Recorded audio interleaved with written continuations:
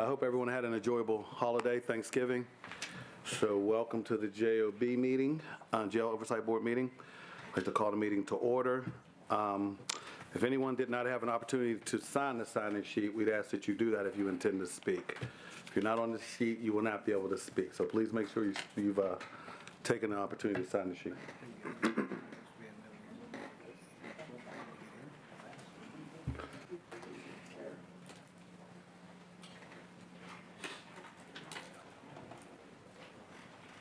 All right, so with that being said, let's talk about the rules. So we would like that everyone extend the same courtesy, respect to anyone else that you would want for yourself.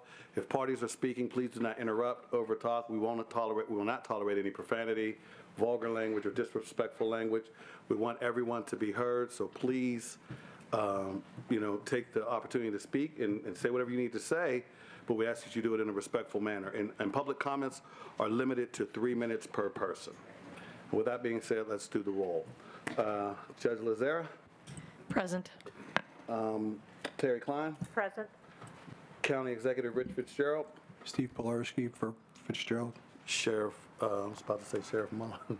Sheriff Krause? Present. Gail Moss? Abbas Kamara? Pat Katina? Bethany Hallam. And Controller Corey O'Connor. I believe he is on his way. Here. Oh, he's on I'm the here. phone. Okay. I'm on the phone. I'll make it a little bit later, but I will be at the meeting, but I'm listening right now. Thank you. So he is here. So with that being said, Point of order. yes. Yeah, I would like to, for the record, note that Mr. Pilarski is attending illegally. There is no designee for the county executive allowed per statute. Thank you very much. With that being said, we'll now have the community corrections report. Passages to recovery.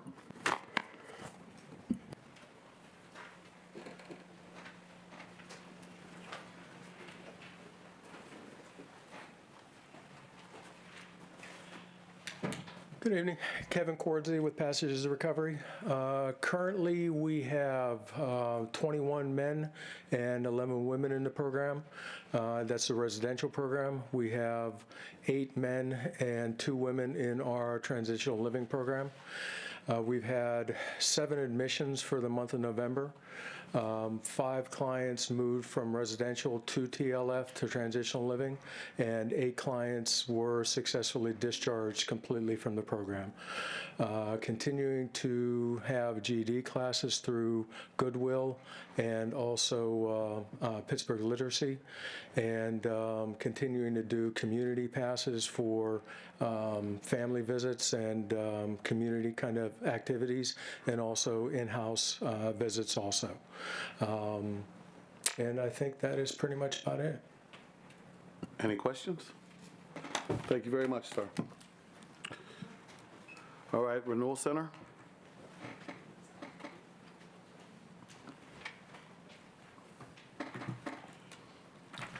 Frank DeClaire reporting for Renewal Incorporated.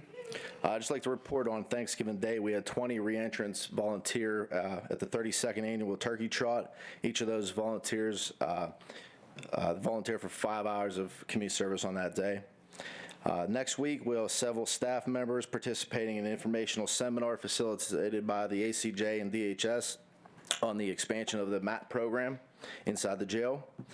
Our November employment percentage was 76% of employable reentrants, averaging $13.37 per hour. COVID numbers, we did have 2 positive staff members test positive in November. No major symptoms, no hospitalizations. We had 0 reentrants who tested positive in November. Thank you. Any questions? Yes, ma'am. Terry Klein. I was just looking at the information we have about drug and alcohol services and mental health, and it says 5 and 2, and I assume those are separate individuals that are 5. I mean, it just seems low to me, and I was just wondering if you could comment on that. What is the specific? I believe we currently have 12 reentrants in inpatient drug and alcohol. 5, 2, and mental health, it just seems... I I'm not positive what those numbers indicate. We do have Additional service referrals made to outside agencies. for the month. So that would be our outpatient drug and alcohol and mental health services. So there's probably new referrals for the month of November. I will double check on the accuracy of that information, and I'll let you know. Yeah, I mean, that's not the total number of people that are involved in drug Correct. and alcohol Okay, treatment. that's what I Correct. was No, confused because I mean, most of the folks that we send there are doing drug and alcohol and mental health. Yes. And so that may be the new number of people every month, but it's certainly not indicative of the total Right. number that are doing that. Correct. Any questions? Additional questions? Yes, Ms. Allen. Yeah, so this is kind of, I guess, addressed passages as well, but I know we've been talking a lot about deaths in the Allegheny County Jail, and I'm just wondering if you know off the top of your head, when was the last time someone died in any of the alternative housing facilities? I can't recall county reentrant last time a county reentrant died in our facility. Yeah, and how long have you been there? 21 years. Okay, so to your knowledge, in 21 years, no one has died? County reentrants, not that I could remember. Okay. Not saying it did not happen, but yeah. I know you, I feel like you would remember, so thank you very much. All right. Thank you very much, sir. Thank you. Electronic monitoring?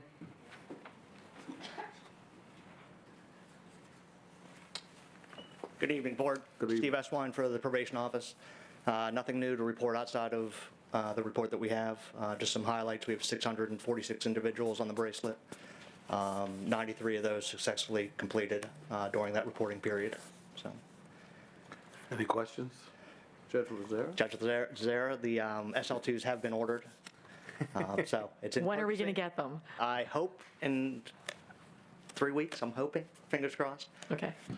That's always going to be my question. That's for the. Is that the alcohol thing? The alcohol Yeah, the monitor? breath all. Yeah, it's more of a breath thing than it is a band around your ankle, and so it's cheaper and it's effective and it works really well, and As soon as I we can would get- love them. As soon as I can get a purchase order number from fiscal, I'll get a couple. I know they're holding them for me, so Thanks. they're just waiting.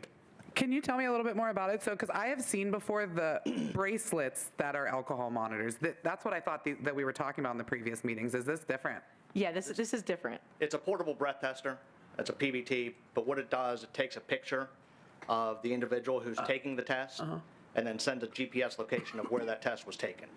And it like pings when you need to take the test? Yes, it's random.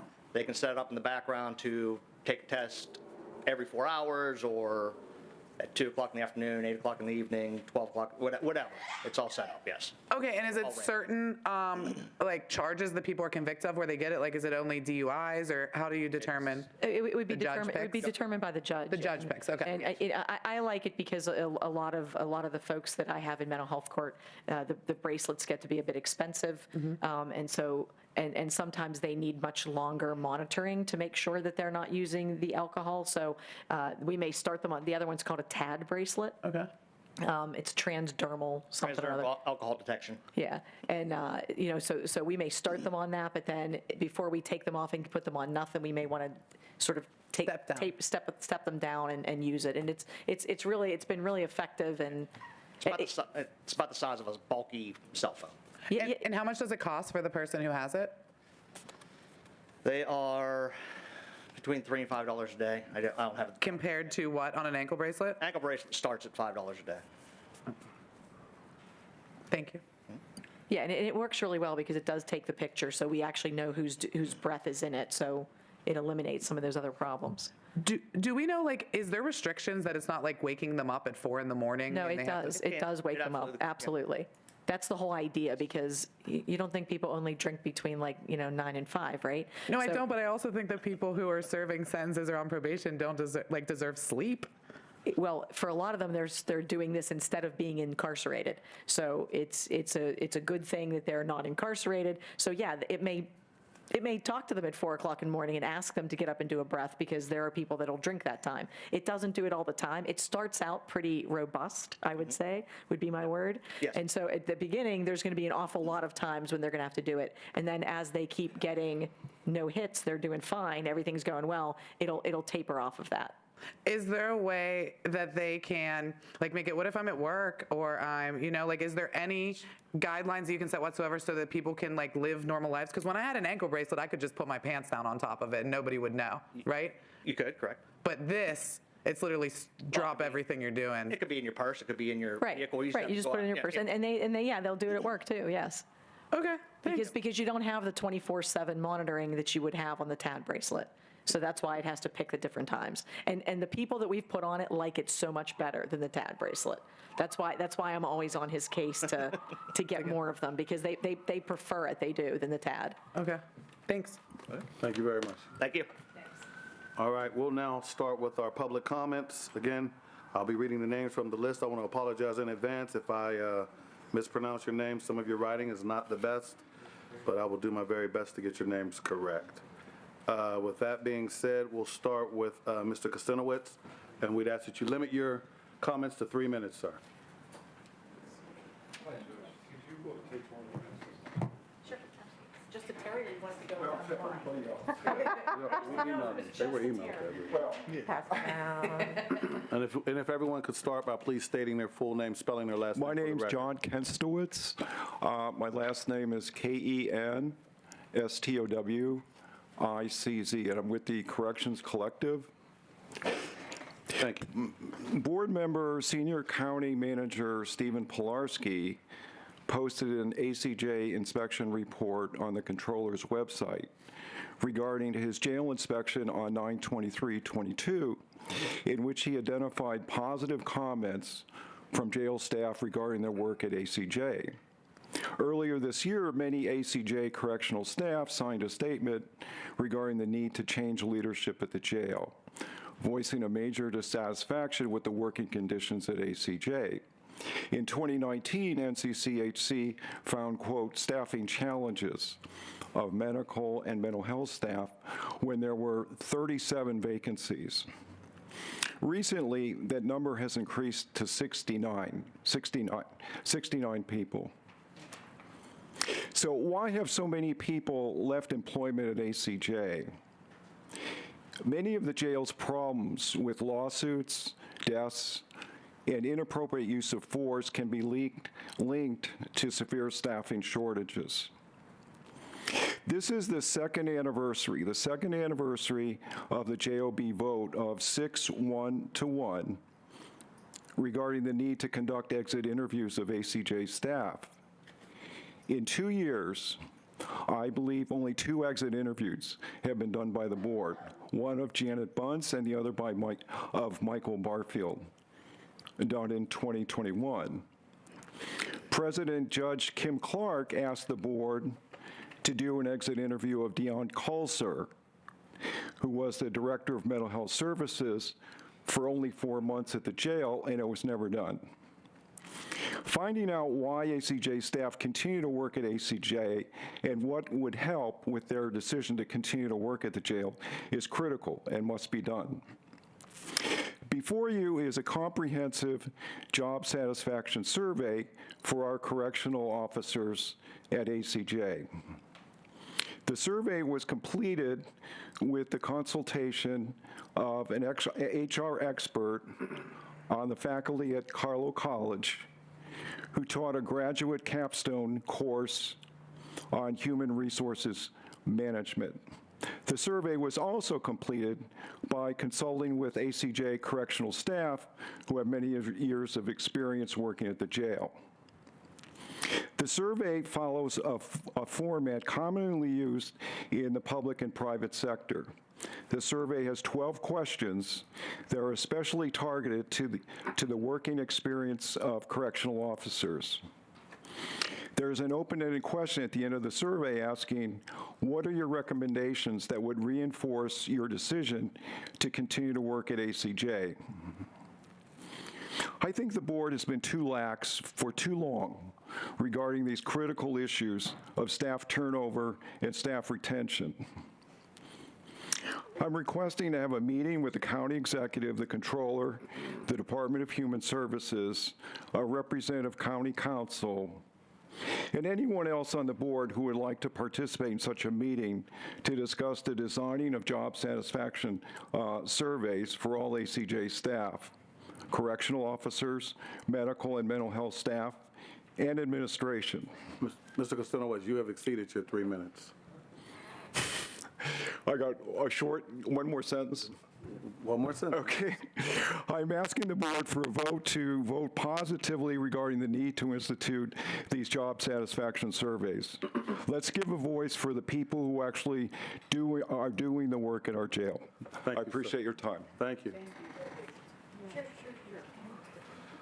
All right, now hear from, I believe this is Minister Ella Scales, perhaps? Yes. Good afternoon. Good afternoon, ma'am. My name is Minister Ella Scales, spelled S-C-A-L-E-S. Thank you. I'm serving as the current Vice President of the Pennsylvania Interfaith Impact Network. I'm here speaking today with continued hope that those that have the power to make change here at the Allegheny County Jail will do so. The Jail Oversight Board, Rich Fitzgerald, and Warden Harper. The Bible reminds us in Hebrews chapter 13, verse 3, continue to remember those in prison as if you were together with them in prison, and those who are mistreated as if you yourselves were suffering. So we share in the grief of those that have lost loved ones here at the jail. We share in the humane treatment of poor food quality and insufficient portions to satisfy the hunger pains. We share in the distress of those that needed and still some need medical attention and find themselves gasping for air, ringing bells, calling for help, not getting proper medication or treatment, and being ignored or just slow to respond. More recently, we shiver with those that are cold due to malfunctions of heating systems and lack of or minimal gap measures in place that will aid in keeping them warm. We're grateful for the courage of the men, the women, and children that continue to speak out through surveys, through phone calls, through letters, through emails, to bring awareness of the conditions here at the Allegheny County Jail. Not just to complain, but so that something can be done. Most, if not all, medical professionals would agree with me when I say that when you're having a crisis or you're in an emergency, that the first few minutes are the most crucial for achieving the best outcomes.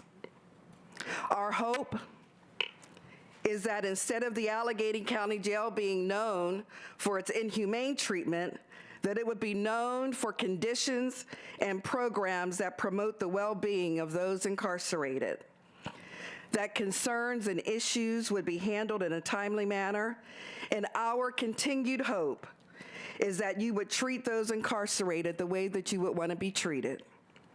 Finally, we at Penn and other organizations have asked for the last 3 months in a row to sit down and meet with you all, and we still want to do that.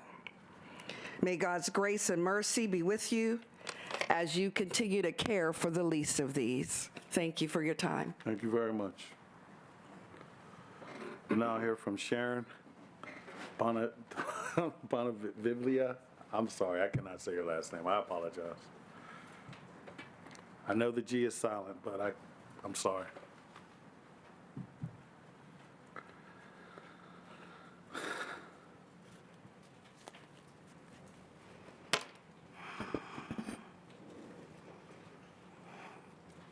My name is Sharon Bonavolia. It's spelled B-O-N-A-V-O-G-L-I-A. I am also with PIN. I am here always to remind us of those who were lost. And before I list those names, I would also like to respectfully and strongly encourage Warden Harper to open the jail to in-house worship services provided by people from the outside on a regular weekly basis, and that if so-called staffing issues are the problem, that overtime be made available so that those positions can be filled, and especially at this holiday season with Advent, that services be provided. I think it is one of the least things that we could do to provide for the least of these people. So here is the list of the names of people who will not be here this December for any holidays they might be celebrating with their friends, with their families, with their coworkers. Please take a moment to remember them. Richard Lenhart, Robert Blake, Cody Still, Daniel Pastoric, John Brady, Martin Buchek, Robert Harper, Vinkley Harris, Justin Brady,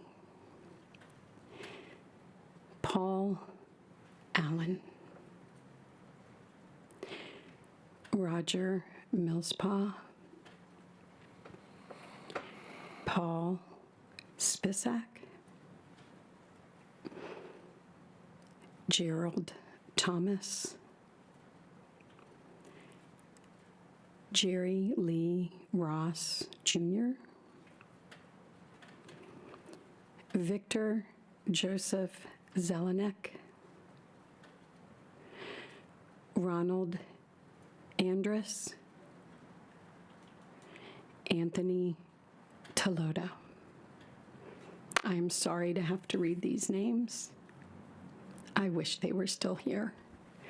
And I hope the fact that they are not here on your watch, all of your watches here on the board and administration, will lead to a continued and strong understanding of your mission to care for those who are in your custody.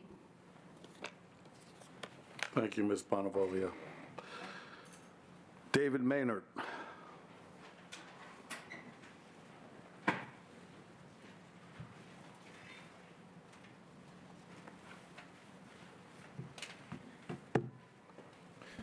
Hello, my name is David Maynard. That's DavidMaynard. I'm a staff member at the University of Pittsburgh School of Public Health and a student at the Graduate School of International Affairs, Public and International Affairs. I don't speak for the leadership of these institutions, but I warn you that I warn the board that the ongoing public health crisis and injustice in the Allegheny County Jail is not going unnoticed by the faculty, staff, and students there.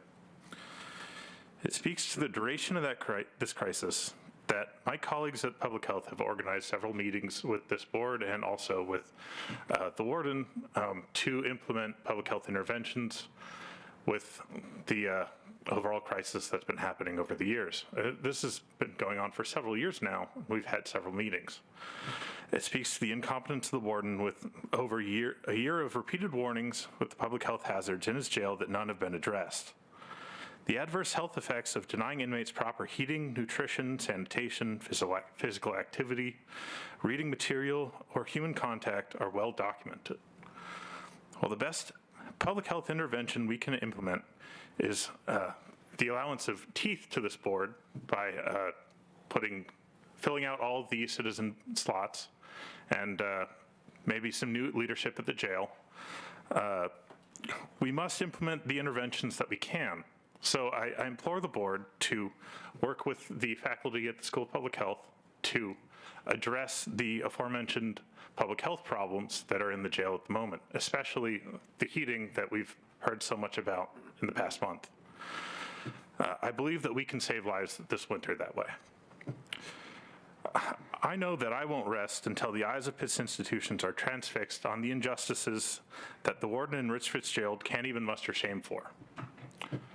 Now, I did notice on the agenda that the book committee, instead of talking about the book committee's activities, it's talking about the creation of the book committee. So I'm really hoping what that means is that the book committee has been created, is active, and we're going to vote on the motions that Ms. Bethany Hallam put up last month.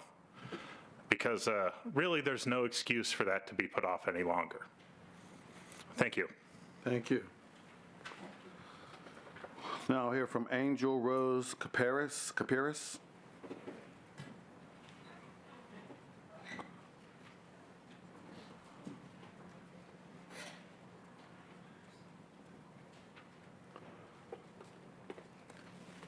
Hi, my name is Angel Rose Capiris, Kapiris.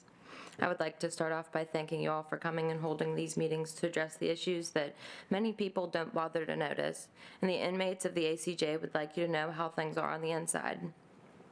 The Allegheny County Jail has methods close to torture for everyday lives of inmates. These inmates have to not only bear and tolerate, but are forced to live in conditions most humans can't even imagine, and the facility allows it.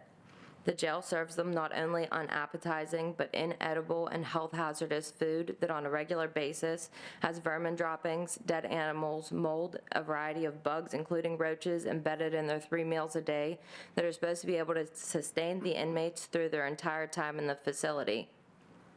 These inmates also have to endure extreme temperature changes inside of the jail to the point that these men and women can see their own breath on cold days and purposefully move their cots to the floor to try and get more heat from people on the other side of the cell wall. Why the jail leaves these inmates to suffer under such extreme conditions should disgust any and everyone.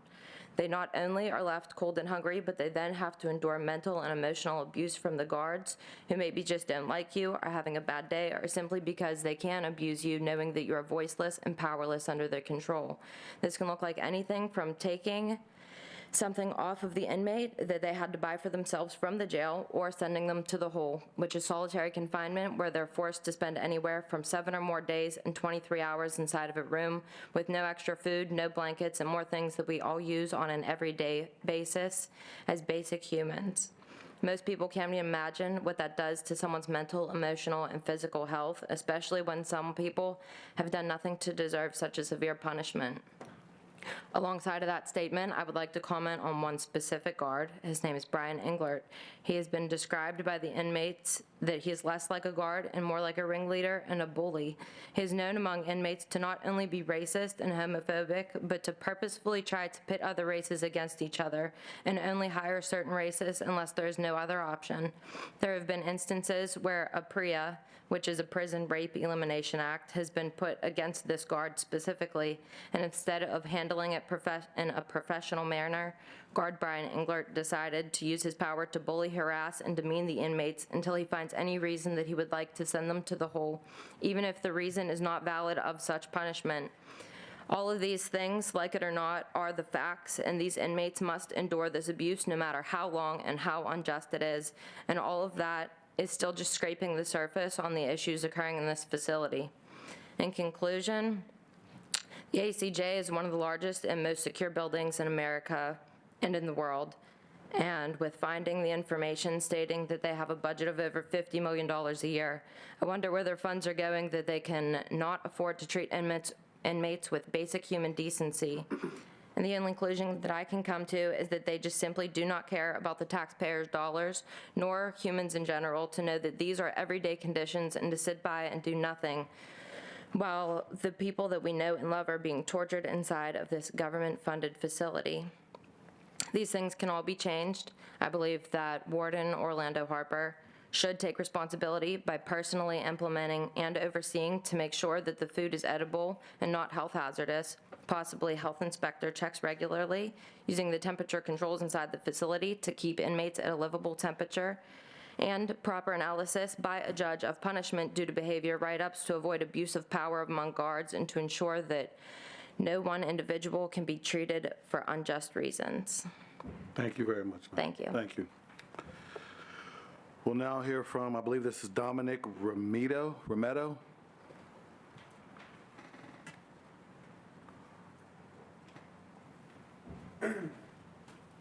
Hi, I'm Dominic Romito, D-O-M-I-N-I-C, Romito, R-O-M-E-T-O. I have a loved one. My girlfriend is, she's in drug court. She's she was in drug court in 2016. She graduated. Something happened while she was on probation. She chose to go back into drug court. And I believe that there's this some type of scam or something just to try to keep people coming in and out of the jail and rotating. And like she said before me, with the conditions of the jail. Well, long story, she was pregnant. She found out she was pregnant while she was in jail. She was on her medication. They had to change all her meds. She went to that passage to recovery they were talking about earlier, the halfway house. It used to be female offenders. When they brought her there, they gave none of her meds. As far as I believe, you're still in the jail's count. She had none of her meds, psych meds, sleeping meds, nothing. On the third day, she had a miscarriage. I'm her emergency contact. She said that she wanted to contact. They said they were going to contact me. They never called me, nothing. I didn't hear from her for 2 days. She was in the hospital, whatever. She tells me she didn't know how to tell me. She's upset about it. We both are. But she still went 2-3 more days without her psych meds, even after that. But somehow, for some reason, she told me that they don't like to even give. She was on Subutex. Because she can't get the Sublocade shot because she was pregnant. So they had her on Subutex. They don't do that there, but why would they send her there? But the very first day after she had her miscarriage, they hurry up and rushed her to Central Outreach to get her Sublocade shot. They were so worried about her getting this shot, but they couldn't worry about her getting her own medication that she's been on for years, her sleeping meds, her depression meds. It says, and she had court October 27th, and she went there the day before court. They have a 5-day blackout or a 5-day quarantine, so she had to reschedule. They couldn't go to court. The whole thing of her going there was supposed to get her out faster. Well, now she missed court. That was October 20th. They still haven't scheduled her court date. All because she told drug court she wanted to close out because they keep messing her up. They put her in jail for the craziest things. Just if you're not there, right there when you're telling, or they just put these stipulations and like how you said, what's the point of letting somebody out if they're not really free? If they can't experiment or they can't enjoy their life because it's so controlled. And with the house arrest monitor, telling her she can't even go to her work. They told her she lost jobs because of drug court, telling her she couldn't go at times and she didn't have permission and she had to come home early. Employees want you to be able to, an employer wants their employee to be on call if they need you to come help or stay longer because somebody can't come, but she can't do that. And she is tired of it and she wants to fight against it, but now they're putting her in positions to where she's been in there for 3 months without even a court date now, and now she wants to just come home. And I'm just sorry, it was very emotional, and I appreciate everybody listening, and have a nice night. Thank you, sir. Thank you. Robert Maddock? That was an error. Was an error? Okay. So he will not be speaking? Okay. Allison Haley Lewis?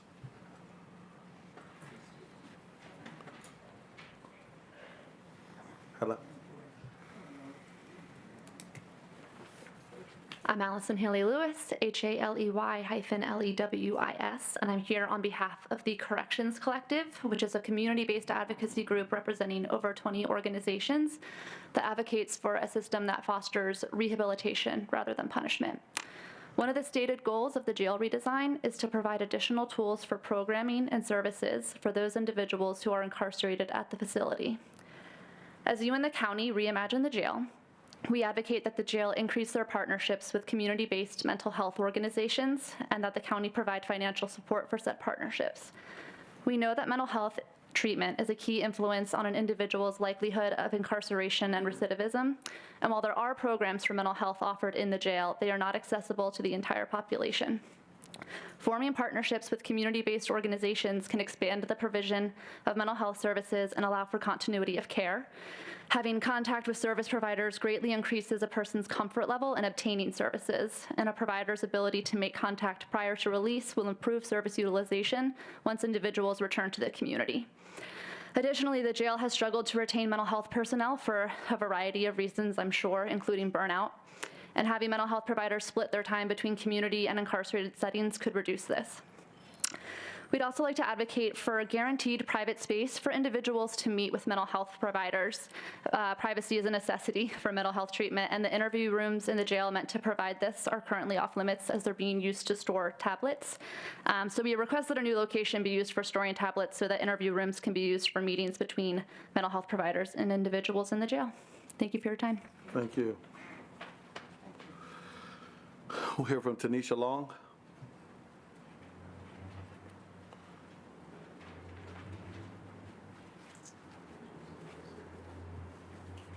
Hi, before I say my name, I just want to say thank you for moving public comments back up to the front. It really helps to accommodate people with schedules, so I do appreciate that. My name's Tanisha Long, Tanisha Long. The Allegheny County Jail's policies concerning mental health designations and tiers is inhumane and unacceptable. In an April Jail Oversight Board meeting, Warden Harper described the policy of denying people recreational time based on their mental health tier as such. Incarcerated individuals living on mental health pods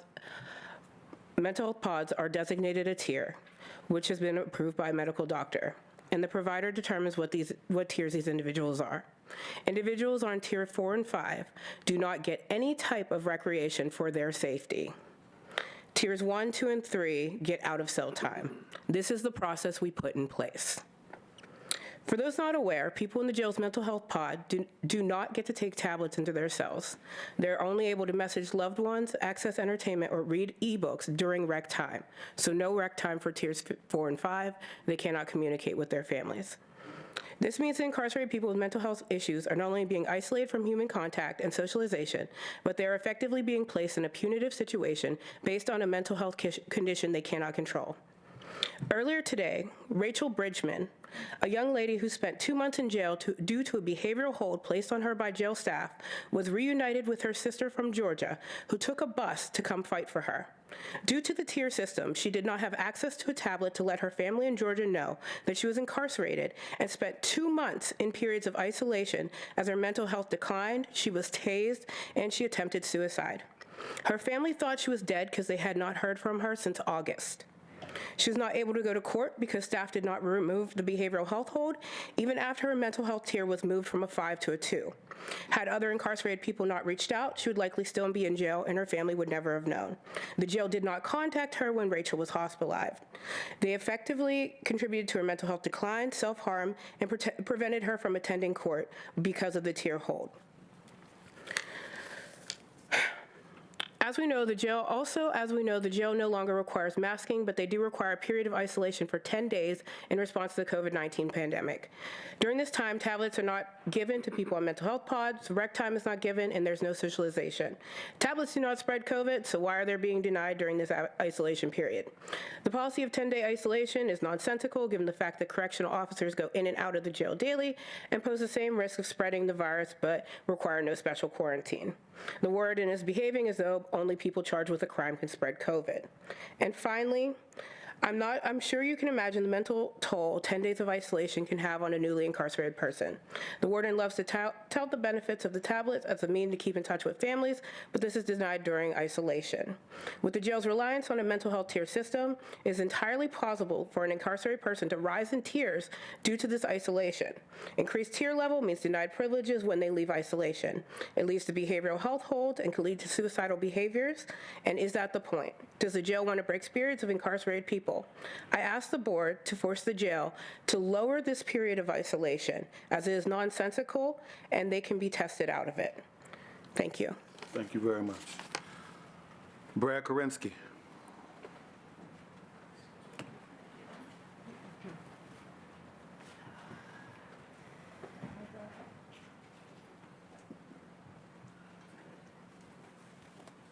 Good evening, everyone. Brad Korinsky, K-O-R-I-N-S-K-I.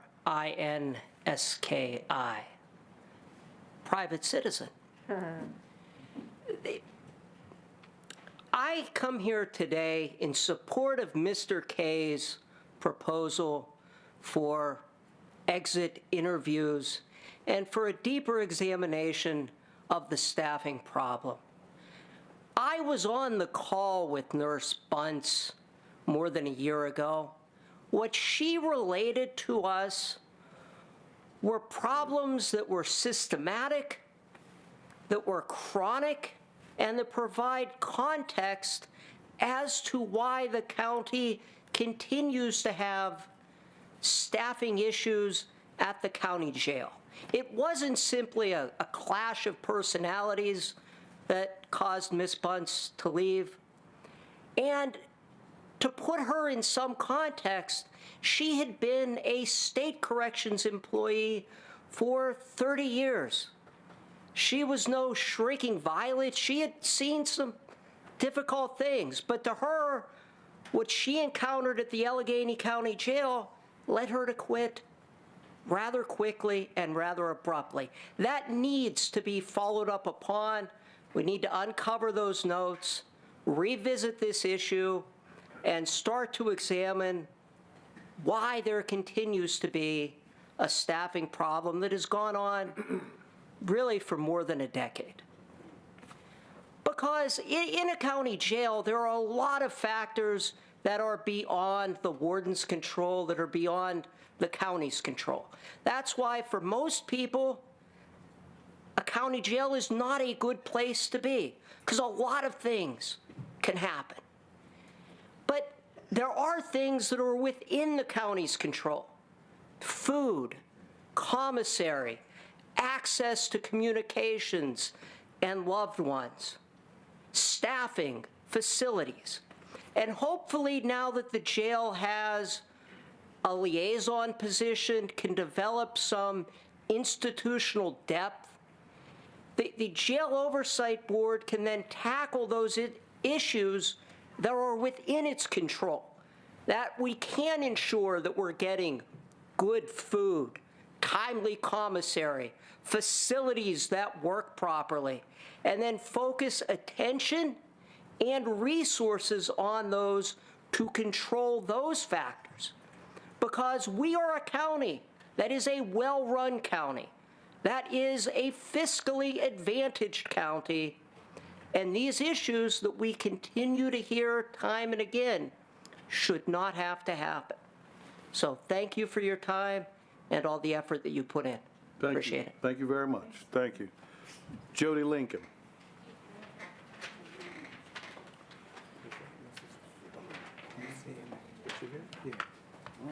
Hi, thank you. Jody Lincoln, Jodilincoln, she, her pronouns. On social media and in these meetings, jail staff keep touting the 20,000 books they have available to folks inside. However, when we actually speak to people who are incarcerated, no one is clear how to request those books, what's available, or how to get them. While the county is spending millions of dollars right now on reimagining the jail with the help of CDI architects.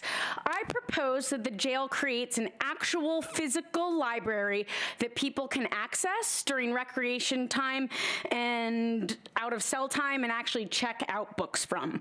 Ebooks do not replace the need and benefit of physical books and having a library. There are lots of jail and prison library programs and models around the country that the jail could learn from. For example, in San Francisco, the local library system runs the library services in the jail, including research and educational assistance. They have a dedicated staff and a robust budget. A couple of key things that ACJ could do to make a library successful. Hire a professional librarian. Pittsburgh has lots of them. We have one of the best library science schools in the country at Pitt. Have a book budget to make sure that the books are replaced and titles kept up to date. Make sure that there are in-demand and culturally relevant titles, both fiction and nonfiction. A well-funded and accessible library in jails not only has a positive impact on the people inside, but also on the safety of the jail as a whole. If the goal of the contract with CDI architects and the reimagining the jail program is really to implement reforms in the justice system, as Amy Downs has claimed, and to expand programming, creating a library is really, really low-hanging fruit. Please consider this as an extremely important part of improving book access for incarcerated people and reimagining the jail. Thank you for your time. Thank you very much. I apologize. I cannot make out this name, but it looks like the first name is Beth.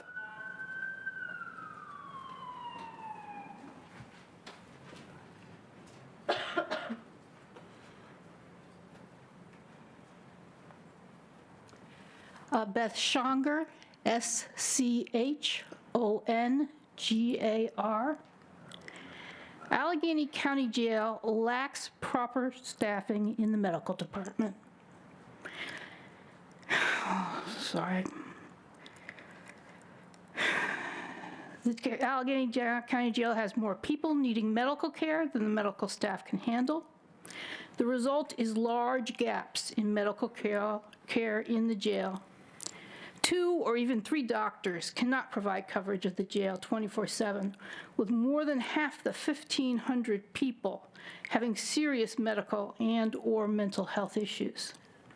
Overall medical staffing also has big problems. Last month, there were 69.5 open positions in the medical department, of which about 52 were direct care positions. We're talking 20 nurses, 20 in mental health care and addiction care, 12 doctors, physicians, assistants, and nursing practitioners. As a result of understaffing, people are missing essential treatment and medicines such as insulin. Doses are delayed or skipped, or prescriptions in place before people arrived are not continued. Trans people are missing hormone treatments and end up with breakthrough bleeding. People suffering depression are missing SSRI doses, resulting in suicidal thoughts and attempts. People die of contraband drugs because MAT, medication assisted treatment, needs more medical staff before it can be implemented for everyone who needs MAT. And the list goes on. We must drastically reduce the number of people in the jail since we cannot provide adequate medical care. And we should not be talking about privatizing or outsourcing incarceration, leaving us with even less transparency. Thank you. Now hear from Marion Damick.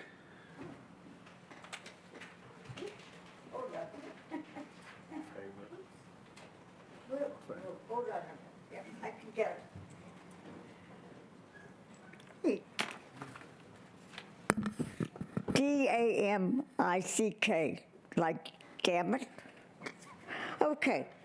Actually, I'm glad I came a little late because I got to hear quite a few, all the things, not all the things, but most of the things going on because I lost the note that what I wanted to say. I'm going to give you some answers some ideas that you might try. Try, please. Okay, first I'm going to tell you about notifying, this came up at the last meeting, notifying the parent of an inmate who was deceased. The problem, that came up years ago when I was at another oversight board.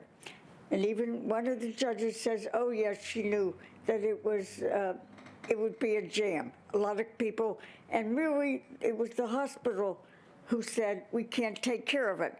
You have to stop that. So they unfortunately stopped everything, including noticing. You should notice when you should give, it's important that you give notice when an inmate has died to the person who was listed on their report.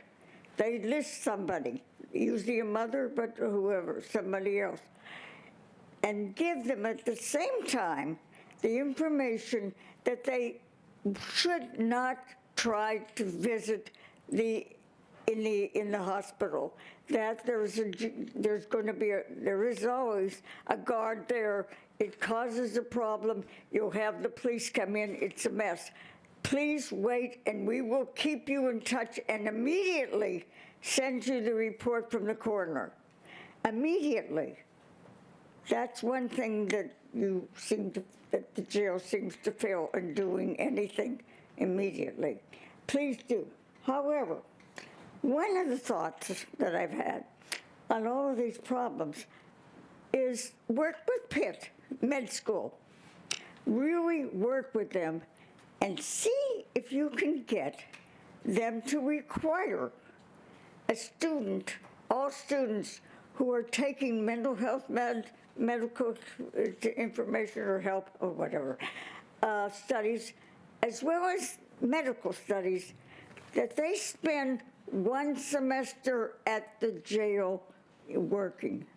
One semester, and give a report back immediately after that semester, or even if they discover something that's crisis, immediately. Require them to do that. You might be able to get some of this, what's happening, changed. They can bring new ideas in to what you have, but it's an idea that's been tried at other school places, and it works.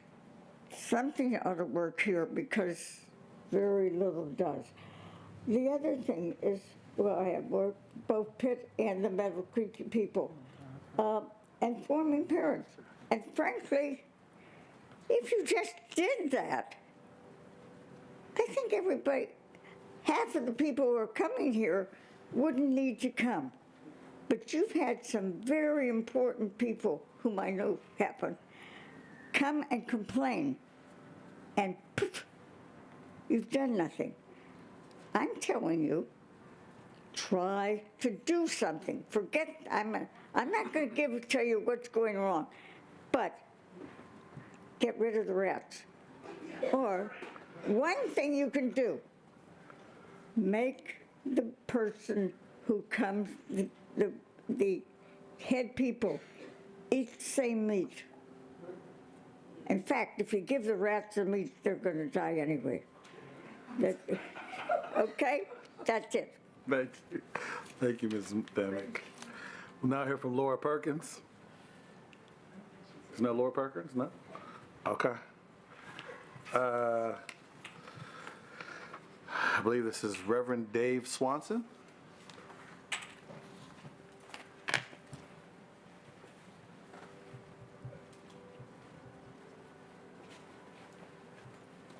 That was a tough act to follow.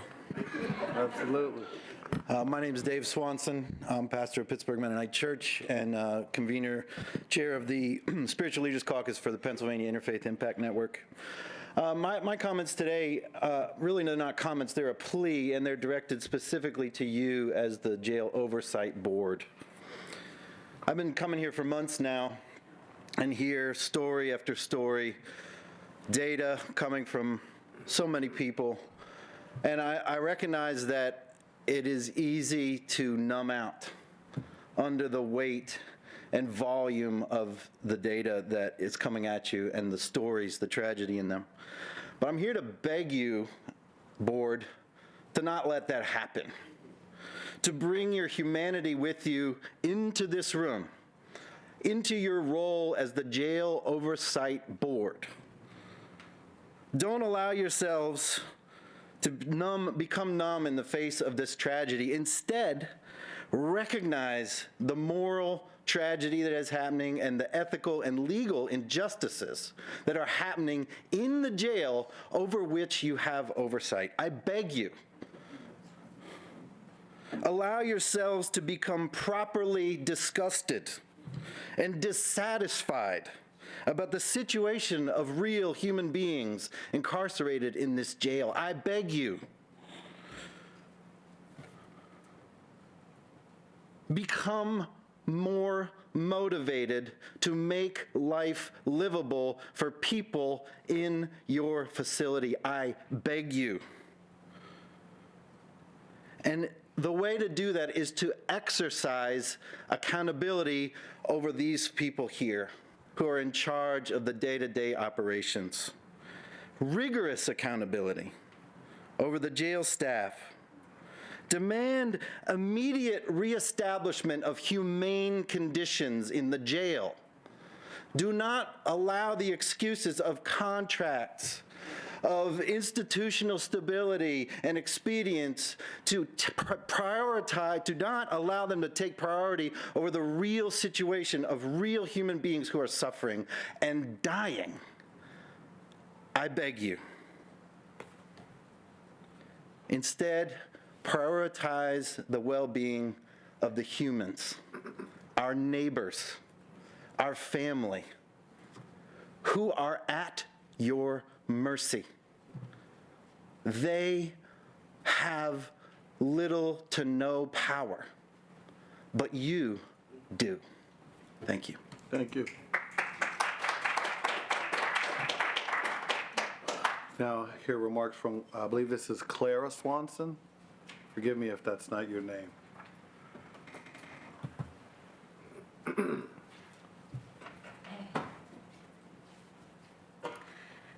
Hello, my name is Clara Swanson, S-W-A-N-S-O-N.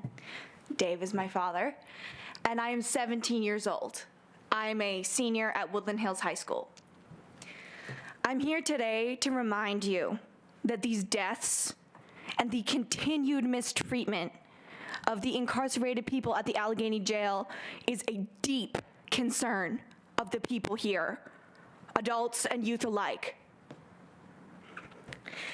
Now, maybe the ability to ignore and abate injustice is something that happens when you get older, but I'm young, and my middle name is Justice. And this will not stand. Judge Housey, since you were the chair of this board, my question is for you.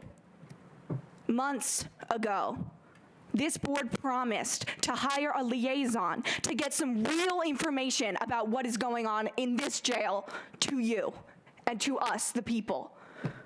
It has been months.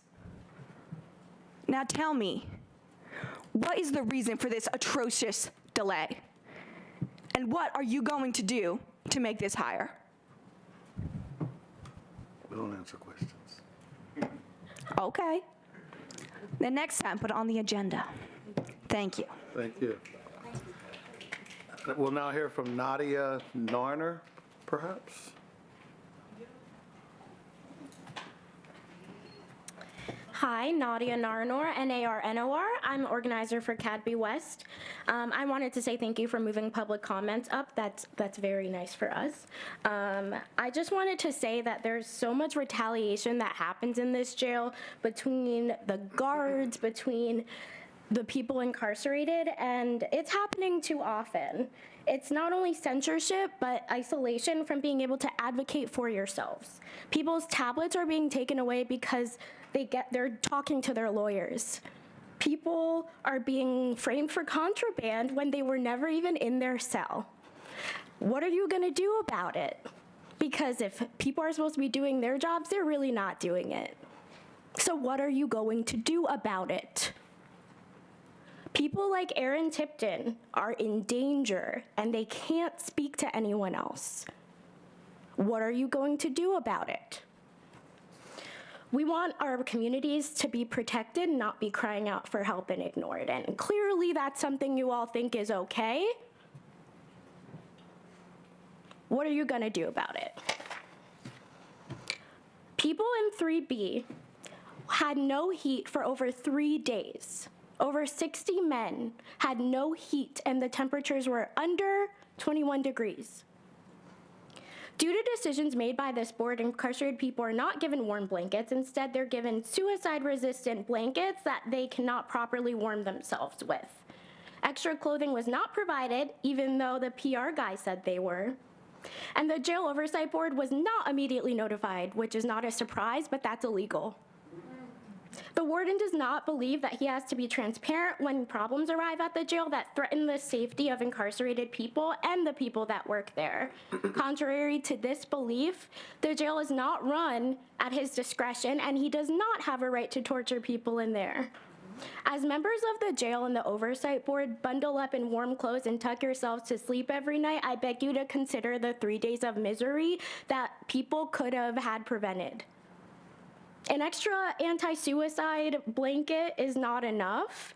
We need real solutions before we face another heating crisis, which I'm sure is going to happen. And I will be here to talk about it.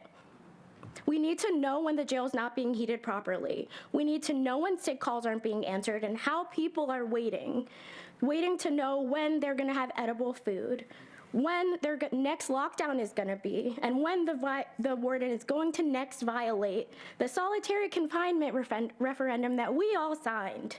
We deserve to know every single thing that happens at the jail, because there's so much wrong happening, and I don't know how you sleep at night. Thank you. I think that was the last public comment. We will now hear from Aaron Dalton, regarding rethinking the jail. Sorry about that.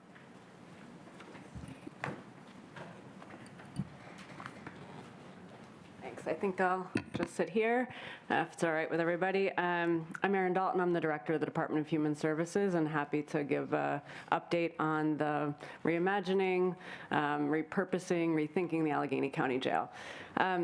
We published a bunch of updates to the Safety and Justice webpage earlier this week, so members of the public and the Jail Oversight Board can certainly take a look at that, and I'll provide a brief update for everyone.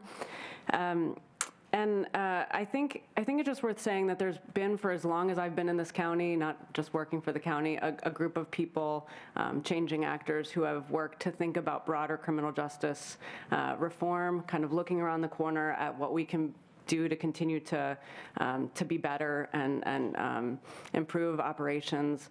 That has always included the jail, the Department of Human Services, members of the court, the health department.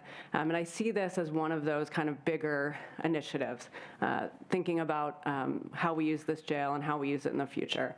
It's been 30 years since any planning effort went into thinking about the actual facility. And we know that facilities and their needs change, and that space matters to people, right? How, where we, Google and Amazon wouldn't be spending all of that money on spaces if it didn't really matter to the culture of the place where people work and the place where people are. So I think that the physical plant matters, and the population that's being served in the jail is really different than it was 30 years ago. And we have less people in the jail due to a number of reform efforts that have happened across those partnerships that we've had for years. So I think it's a really good opportunity for all of us in the public, people here, people on the Jail Oversight Board, to participate in that kind of planning process, thinking about what we need today and what we need in the future. So I'll give a little bit of an update on the kind of how we got to this place, a little bit of an update on who the partners are and what the next steps are. There's two kind of groups that you might not be familiar with that I'll talk about. So one is the MacArthur Foundation. They're a national foundation based in Chicago. They've been on at least maybe a 10-year effort to work with communities to reform criminal justice systems and bring more equity to that process. And then locally, there's the Institute of Politics, chaired by former Chancellor of the University of Pittsburgh, Mark Nortenberg, and on this initiative, partnered with Fred Tiemann, former U.S. Attorney, Buell Foundation President, and so on, who have also been instrumental in helping us think about these broader reform efforts. So for the timeline, and again, part of broader reform, back in October 2018, Allegheny County and the courts submitted an application and received a grant to participate in the MacArthur Foundation Safety and Justice Challenge. So that was a big effort that we put forward. And that is a national initiative aimed at reimagining and rebuilding local criminal justice systems to reduce jail incarceration and increase equity. Another really important event that happened in the past couple of years was in 2019, that Institute of Politics group, they convened a forum here in Allegheny County called Repurposing Jails to Meet 21st Century Needs.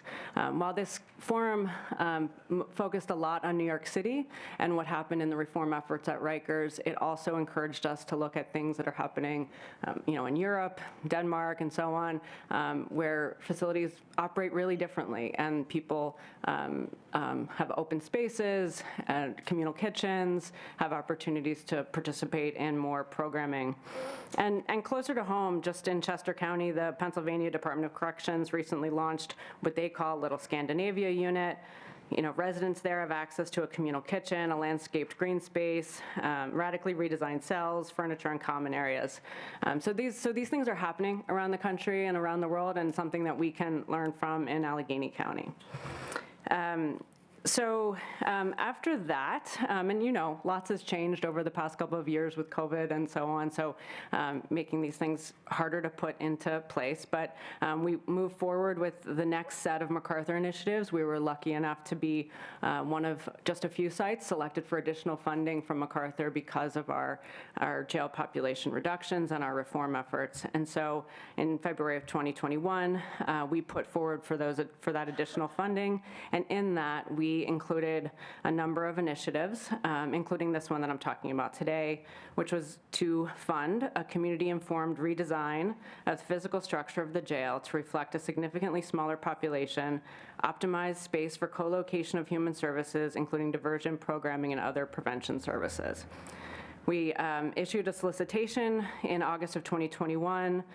We received 7 proposals. We reviewed those, and we made a selection. So the county has, as you know, I think, recently contracted with Trans Systems. They're an architectural and engineering firm who is leading the group. That includes DLR. They're an architectural and planning firm, and they have deep experience working on jail and criminal justice systems. They're also joined by Dr. Robin Timmy of Falcon Inc., who has vast experience in delivering and overseeing behavioral health services, as well as locally based Pittsburgh Monwin Consulting, who's tasked with bringing voices of people into the process. So their principal has supported various local community engagement and planning efforts. So that's the team.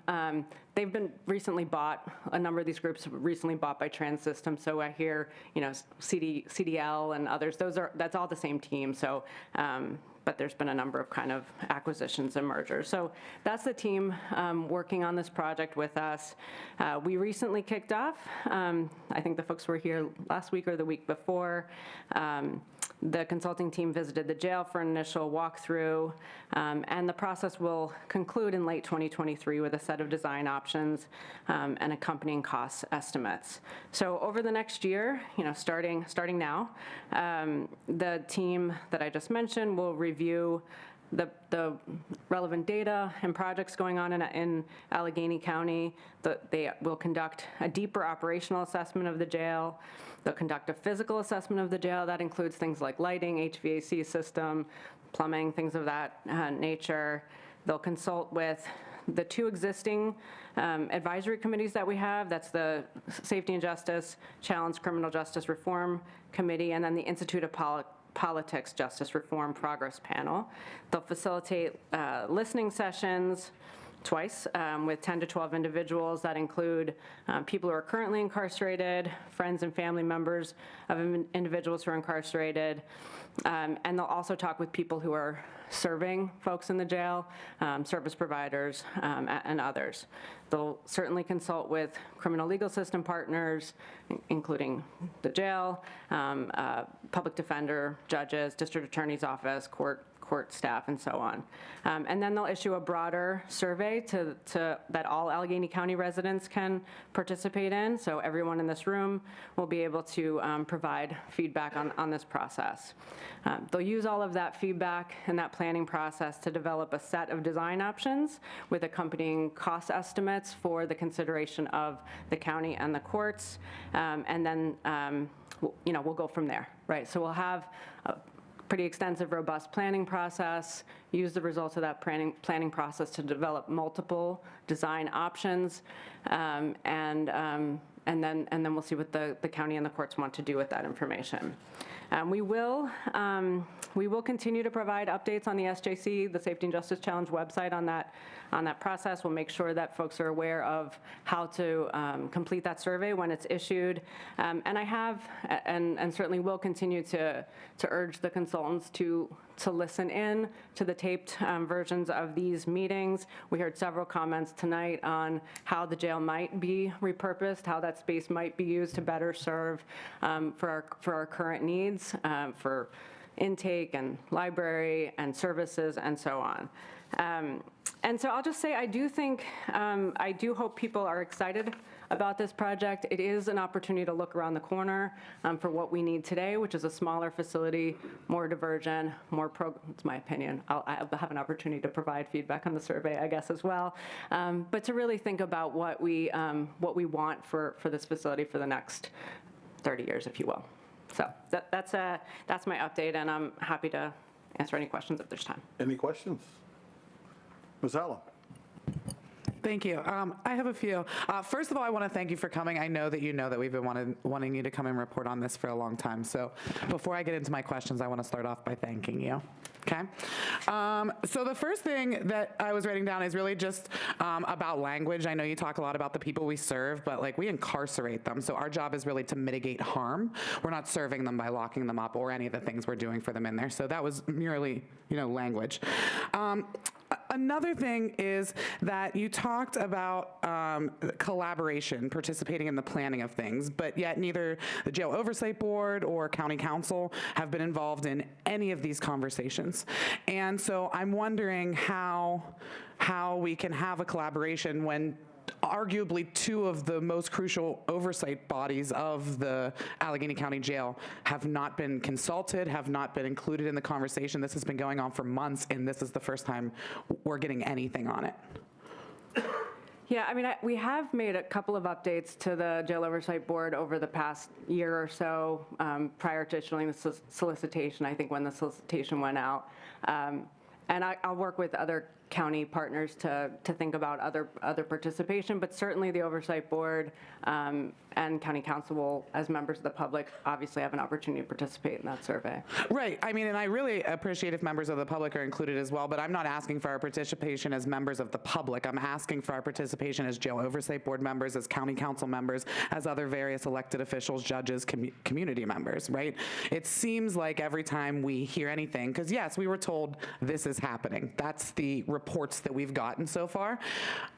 Why is it never what should happen? Why is it never what do you all think should happen? Why are we completely left out of the conversation? We're literally the statutorily mandated Jail Oversight Board, and this is reimagining the jail that we're the oversight board of.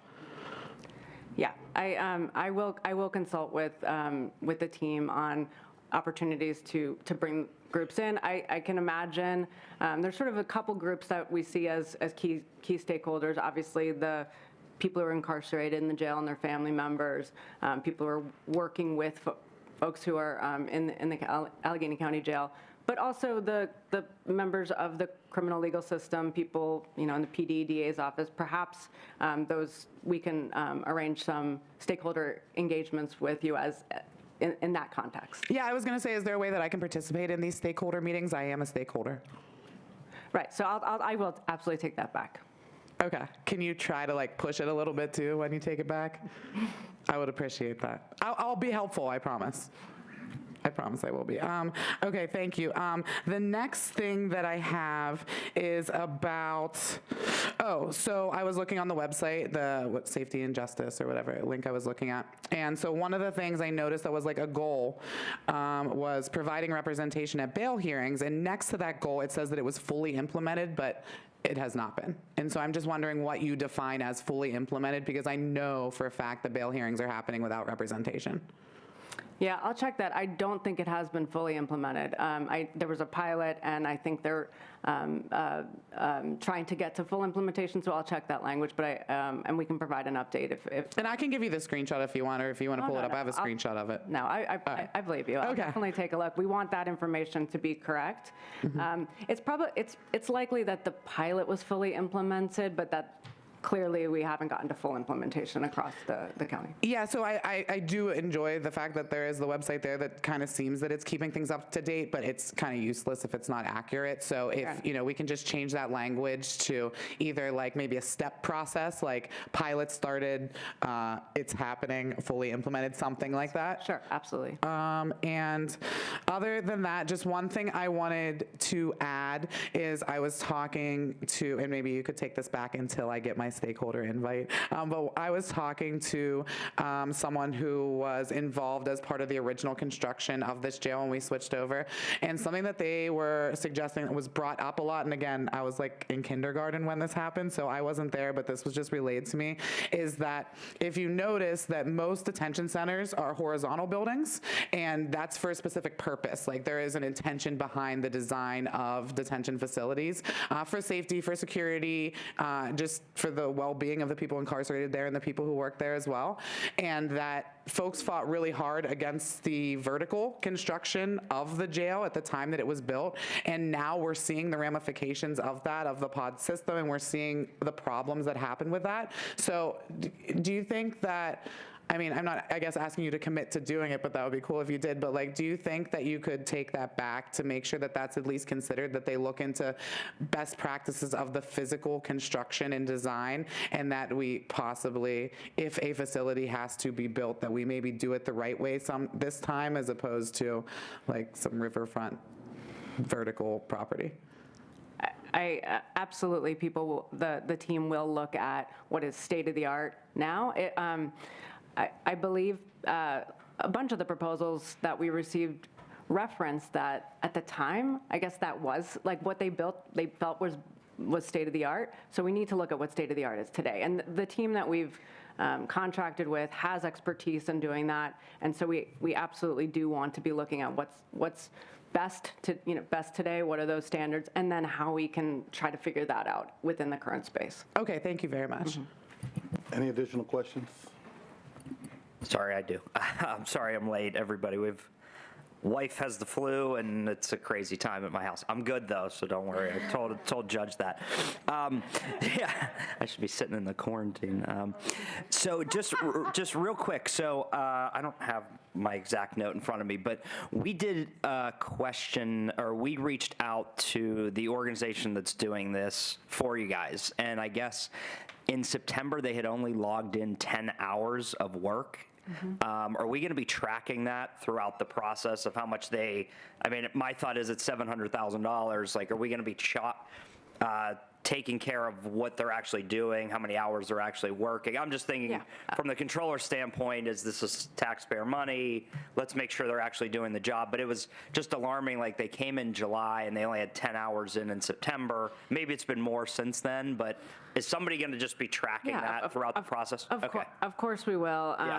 They will have to submit invoices with hours, as you can tell. Yeah. And they're clearly not overbilling then, right? It's a good sign, but yeah. No, the project really is just started. They were here a week or two ago. I don't I don't even recall them being in here in July. We've really just kicked off the project. So and part of the reason we haven't been here to provide updates is because there was really nothing to update on. We executed a contract. We've done some planning over the phone, and the first real kickoff of the engagement was, a week or two ago when they were in town. Yeah, that's but fine. And absolutely, sorry, I didn't hear your beginning, so I just got here. But just to follow up on that, are there going to be sort of like town hall meetings and discussions in neighborhoods about, what they'd like to see? Or are we going to do any of that sort of outreach as well? Right. There's, I did update on that. There's a bunch of information on the website. There will be focus groups with key stakeholders, including Santa Claus is coming too. Yeah. He'll be here including soon, Santa Claus. Yeah. People who are currently incarcerated, people who have been previously incarcerated, family members of incarcerated. There will be a survey available to the general public. Okay. And so anyone can participate. Yeah, those were my only 2 questions. Thank you. Ms. Allen. Yeah, I'm sorry. I was just reading my notes and I forgot one of the questions I wanted to ask, which I mean, it's definitely the most important question. But I know you have talked, and I've heard the county exec talk about it as well years past, about a goal of getting the population down to a certain number. I know that's kind of like the idea of the smaller facility and the new facility too. I know the number that he referenced when I heard him talk, I think it was in an Institute of Politics thing a few years ago, was 600. Is that still the target? Is it maybe lower than that? Or what is the target population that you're trying to get down to? For the purposes of this project, we've not set a target. I think we all want to hear ideas about how to better use the space. And as part of the MacArthur Initiative, we do make estimates on the impact of those kinds of the investments that we're making. And so while we don't have an actual target, we make estimates on if fully implemented, this is what would likely happen, and look around at other jurisdictions. And so we're going to shoot for the smallest safe population that we can have, with courts moving as fast as they can move in order to get expedited case disposition and so on. Yeah, because it does seem that we've been having a slight decline in the population so far. I know when COVID hit and that initial reevaluation by judges was done, the population really did go down by a decent chunk. And, I keep waiting to see the population where it's like under the 1,400 mark. That's what we keep creeping towards it and not crossing it. But I mean, the numbers that I've heard proposed in the past were a fraction of that. So I was just hoping that that was still the target. I mean, and conditions, crime, COVID, things of that nature will impact population. I think we want to be also thinking about a flexible space depending on what we need. It could go smaller than that even if we don't need it. And not all of our safety and justice initiatives are fully implemented, as you've noted. And so hopefully we do, like a number of the bigger things, better. And this is really in my court, diversion. So people who are in need of behavioral health needs services don't have, aren't incarcerated in order to get some of that care. So a number of the bigger initiatives could still create pretty significant reductions. Okay, and then my last thing isn't a question, but a comment. It's just, we talk a lot about diversion, but I want to make sure that if we're trying to be state of the art is true diversion, not diversion in air quotes, where it requires a guilty plea or requires some sort of punishment. It's actually diverting people completely from the criminal legal system, no charges on their record, no convictions. So I just want to make sure that if we're really trying to do diversion, that we do it right this time.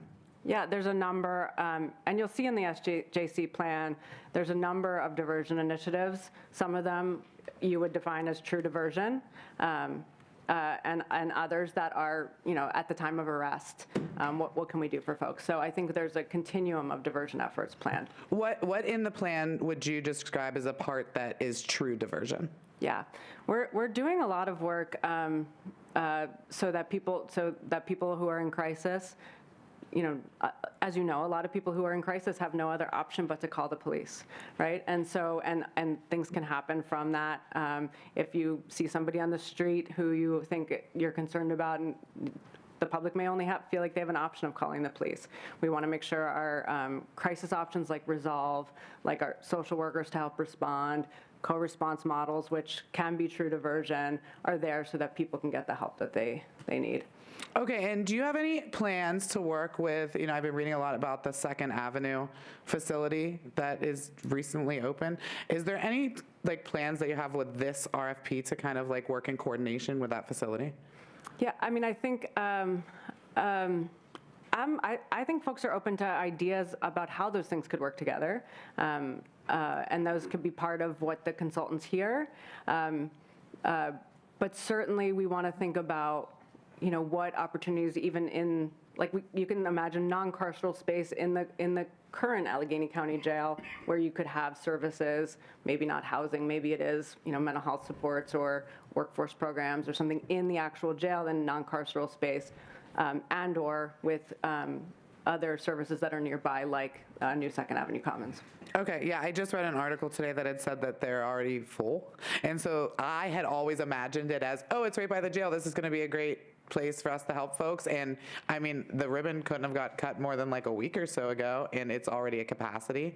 So I don't know if you define that as a success and should we build another or what it is, but just something I want you to be mindful of. And hopefully I will be in those stakeholder meetings to remind everybody myself. Thank you. Thank you so much.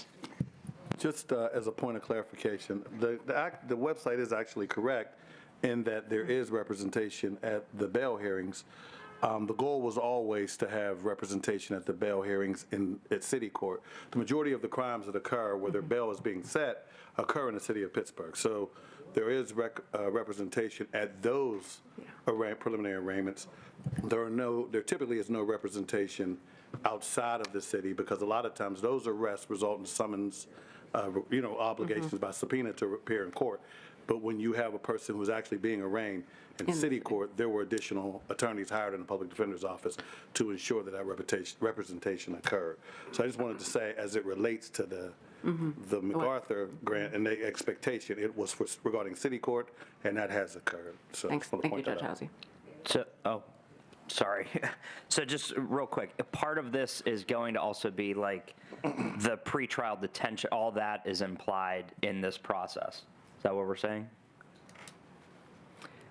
The questions here were about the broader Safety and Justice Challenge initiative and not about the reimagining. Okay, so pretrial, limiting arrests through the process, that is part of this discussion or that's separate? But DHS is doing that, or is part of that conversation? This initiative falls within a broader set of strategies to continue to reform, improve the criminal justice system, right, so that's part of the representation. Conversation that reshaping is Sure, happening. and Okay. if the physical plant could be arranged better to do better intake for pretrial, different types of diversion, programming, healthcare, reentry, I think those are the kinds of ideas we want to think about for. Yeah, I just wanted to be clear that that's what I got from it. Okay, thanks. Yes. Yeah, I just want to recorrect the record is the update that you just gave is actually false. So if I'm understanding what you're saying, right, and you're claiming that there is representation at bail hearings for anybody who is in city court, but that's not true. People are getting arraigned overnight, even through city court, without proper representation. The Office of the Public Defender and the jail are both Allegheny County, not just city. But even if we are just talking about the city, that's not true. The bail coverage is sporadic. It's not overnight. There's a district attorney overnight, but not public defender representation in bail hearings. Well, it's just my understanding based upon the director of the public defender's office, a very qualified and capable Big fan. who actually implemented the process for ensuring that the arraignments were covered. So people were hired, and those hearings are covered overnight. And there are attorneys working from the public defender's office during the evening shift to cover those arraignments. There actually aren't any district attorneys there because the district attorney doesn't have any role in an arraignment hearing. So I know for a fact that it's occurring. I know for a fact that it was put into place because I did it. So thank you. I am not disputing that they are happening at all. I just want to be clear, since you wanted to correct the record, I just wanted to correct the record that they are not happening fully implemented in the city nor the county. Okay, thank you. We'll now have a review of the minutes. Thank you, Ms. Dalton. Has everyone had an opportunity to review the minutes? Yeah. Is there a motion? I'm sorry? Is there a second? Second. Motion. Any discussion? All in favor? Any opposed? All right, the motion carries. I've been informed that there are a number of board members who are under the weather, so we're going to go a bit out of order and do the motions. Gail Moss actually asked me to inform everyone that she had a death in the family, and that is why she was unable to attend the meeting tonight. With that being said, would you like to make your motion, Ms. Hallam, regarding your request for money? Yes, I would. Thank you so much. So again, this is the motion I make every month.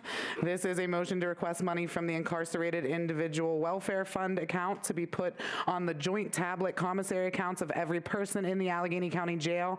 At the time of my drafting of this motion, there were 1,449 folks currently incarcerated in the jail at $125 for each person. That comes to a total cost of $181,125. I would like to motion to approve and request a second. Is there a second? Thanks. All in favor? Aye. Any opposed? Motion carries. One thing I just want to add to that is every time I go to the jail, it still seems like they're behind a month in getting the money. And so I don't know if that's controller's office, jail, or what, but if we could just figure that out. One month they got 2 in the same day. When I went on Thanksgiving, they still hadn't gotten November's. So what was that, 3.5 weeks after we approved it? So if we can just try to make that a little more timely, whose ever responsibility that is, I'd appreciate it. Is there another motion? Yeah, so the next one, this one actually came out of my visit, which I'm going to talk about. I guess we're just doing the motions, not all of new business right now. But my last visit on Thanksgiving, I talked to incarcerated folks, and a couple of them had asked me how they could follow along with our meetings. I know we had discussed before about streaming it to them, and that seemed like it provided logistical problems. But what they did point out to me is that they couldn't remember if it was February, March, or April, but one of those 3 months of this year, they actually did get the minutes put on their tablet from our jail board meeting. And so this is a motion to make PDFs of Jail Oversight Board meeting minutes from January 2022 and forward available at no cost to the incarcerated individuals on the jail-provided tablets.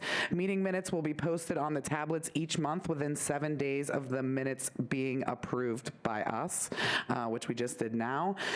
So I would like to make a motion to approve and request a second. Are we having discussion? After we get the second, is time for discussion. Sorry. So moved. Thanks. You're second. You're the second, Corey, Oh, sorry. I thought you said second. Sure. Any discussion? I have a question. Ms. Klein? Do we know whether that capability exists now, that the tablets can get a PDF? Yes, I spoke with a tablet manufacturer, and also they had them once before, and also the jail routinely puts documents for them, as they've referenced us in the past, informational materials on there in the form of a PDF. And I know that, but our office can also add to our website already, but prior meeting minutes, as the secretary of the board, we can do all of that and try to actually form something different internally so that if you go on our website, you can get up-to-date information. So we're working on that internally as the secretary. If we can do it internally from the controller's office, that can be added to the link as well. What I would say, Controller O'Connor, is so they don't actually have access to like the World Wide Web browser. No, on an app. On an app. Oh, on an app? Yeah. Oh, tell me about that. Well, we're trying to figure it out internally, but okay. But the thought would be to take all prior audits, all public information, so nothing security, no issues there, onto that link so that if this occurs, that can all be there as well. That is cool. Yeah. I hope to see that in the future. Yeah, but I mean, I know that these are created. You know, this is probably a PDF printed out right here. Again, it's free reading material. It's all public information. Nothing is ever discussed here that concerns the safety or security of the jail. We know because the warden often cites that and takes us into executive session. That's not included in meeting minutes. So this is, again, only publicly available information. I think it's only fair. You know, like we're talking about people behind their back. Let's let them hear what we're saying about it. And I think it would help improve the conditions at the jail. My only question, do we always get them back within 7 days? I know sometimes it takes time. This is within 7 days of approval. Okay. Yeah. Oh, okay, I got you. One of my questions, Okay. If you read it, it says within. I actually thought of you, Judge Lazare, when I wrote that because I knew that was going to be a question. But yes. And then, No, it's okay. With it. So sometimes, I mean, we're a month or so behind. That sucks, but I totally understand that happens. This is, we just voted to approve the meeting minutes, so within 7 days, this PDF would go online. and then a little more detail on ours, if we can do it internally, and we're working on it, but to also give information where they can find necessary help, other programs that are out there that we talk about but isn't readily available. So hopefully it can all be in a link, but we'll keep everybody posted on that. Yeah, I would love to help with that as well as that comes along. This is kind of, we talked about bridges last meeting. This is kind of a bridge till we have all of that available. Ms. Blythe. Excuse me, so their statement of 7 days from approval, is it posted on the controller's website within, how quickly after approval? Because that is where we have gotten them from the past. When minutes are posted, yeah, I mean, once everything's done, we'll post everything. So that's my only, I get your question. so as opposed to. You guys pulled, I didn't mean to interrupt, you guys pulled from his website. is where you Correct, pulled so the rather than PDF from. approval from posting to the public website, because we don't get the minutes, or at least I don't get the minutes. Corey, is that I don't something get you any guys can commit to a communication from the timeline? board. I don't want to add anything more, burden. Yeah, I mean, Jen gets all of that together for us, so it's hard. I mean, she works for hours to get all this done, but we'll get it as soon as we possibly can. We'll get you a time frame Because currently that we I'm can not be on any of specific. the email distributions from the Jail Oversight Board, so. We don't get any emails distributed that don't come from you guys. Okay, so. Yeah. No, when we get timelines and everything for all this, we'll let you know. And then, as I said, the other comfortable with additional 7? stuff we're talking about, we'll show it to you as well. And then the only other statement is we have never put a document that large, so I don't know if we have a size restriction for the mechanism of what we have been currently using. The way it was explained to me is that the storage and the limited number of things that are on there now, that shouldn't be a problem. I specifically asked about that. So that's with the tablet? With the tablets, a specific Right, tablet but that you're talking about the physical tablet, and you talk to the manufacturer, I'm assuming? Correct. So we work with a vendor, and there's other applications and like even our e-library and other things. So we may have a physical limitation of what we can upload, whether or not it has the storage capacity, a limitation of what we can upload. Sure. So if it becomes an issue after a few months of posting a document like this, we can readdress if you bring that to our attention. So we have a motion and a second? All in favor? Aye. Any opposed? Motion carries. Thank you all very much. Now, with that being said, we'll now have the warden's report. All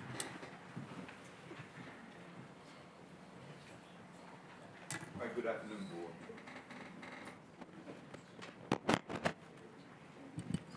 Good afternoon, board. Good afternoon. The first thing I would like to report on is voting at the Allegheny County Jail at the last election, and 45 incarcerated individuals were able to vote in the last election. We still have not received the report from the NCCHC, so as soon as we receive that report, I will make sure that it's passed on to the Jail Oversight Board. The first thing I want to talk about in the warden's report is reentry services at the Allegheny County Jail. The Reentry Service Department added an additional training opportunity for incarcerated individuals that began this week. With funding from the Partner for Work, the Reentry Center is holding 6-day asbestos removal certification course this week and next week at the jail. There has been significant interest in this program with 37 applicants. The first class had 17 participants, but the Reentry Department hopes to host a second class based on the significant interest. The department also hosted its most recent graduation for reentry services in early November. A total of 145 graduates received certification from parenting, relationships, and thinking for change classes. The next cycle of classes will begin on November the 21st with 216 participants. inmate programs. In conjunction with the educational partners, the Allegheny Intermediate Unit, the jail is developing a behavior inclusion system for juveniles at the Allegheny County Jail while in school. The AIU Adult Education Program also recently added a new instructor, Mark Seppi, which we hope will allow us to increase contact with our maximum security incarcerated population. Reintegrative services. With the support of our partnership with Three Rivers Youth and the development of human resources, the Allegheny County Jail Reintegrative Service Department will now be submitting applications for medical assistant benefits for individuals who wish to participate upon their release from incarceration. This will enable individuals released from jail the opportunity for more immediate medical treatment services. Outside visits. Several different entities visited the jail this past month. The Washington County jail staff toured the jail and the Renewal Center on November the 9th as it looked to expand its alternative housing program. The jail also brought the police officer support team to the jail on November the 9th. POST is a peer network of police officers who provide support for all members of the law enforcement community who might be suffering from stress or stress-related difficulties. POST was on site for any jail employee who desired to speak with them in a confidential setting, and help was available through the organization by phone 24 hours a day, 7 days a week. Also, 6 members of the County Council toured our facility on November the 16th. Lastly, on November the 22nd, Rethinking of the Jail team also toured the facility. Discharge and Release Center. The Discharge and Release Center saw 172 individuals in the month of November. The DRC made 23 referrals for food assistance, 20 referrals for Hope Aftercare Services, 9 for career services, and 7 for AHN's River Clinic services.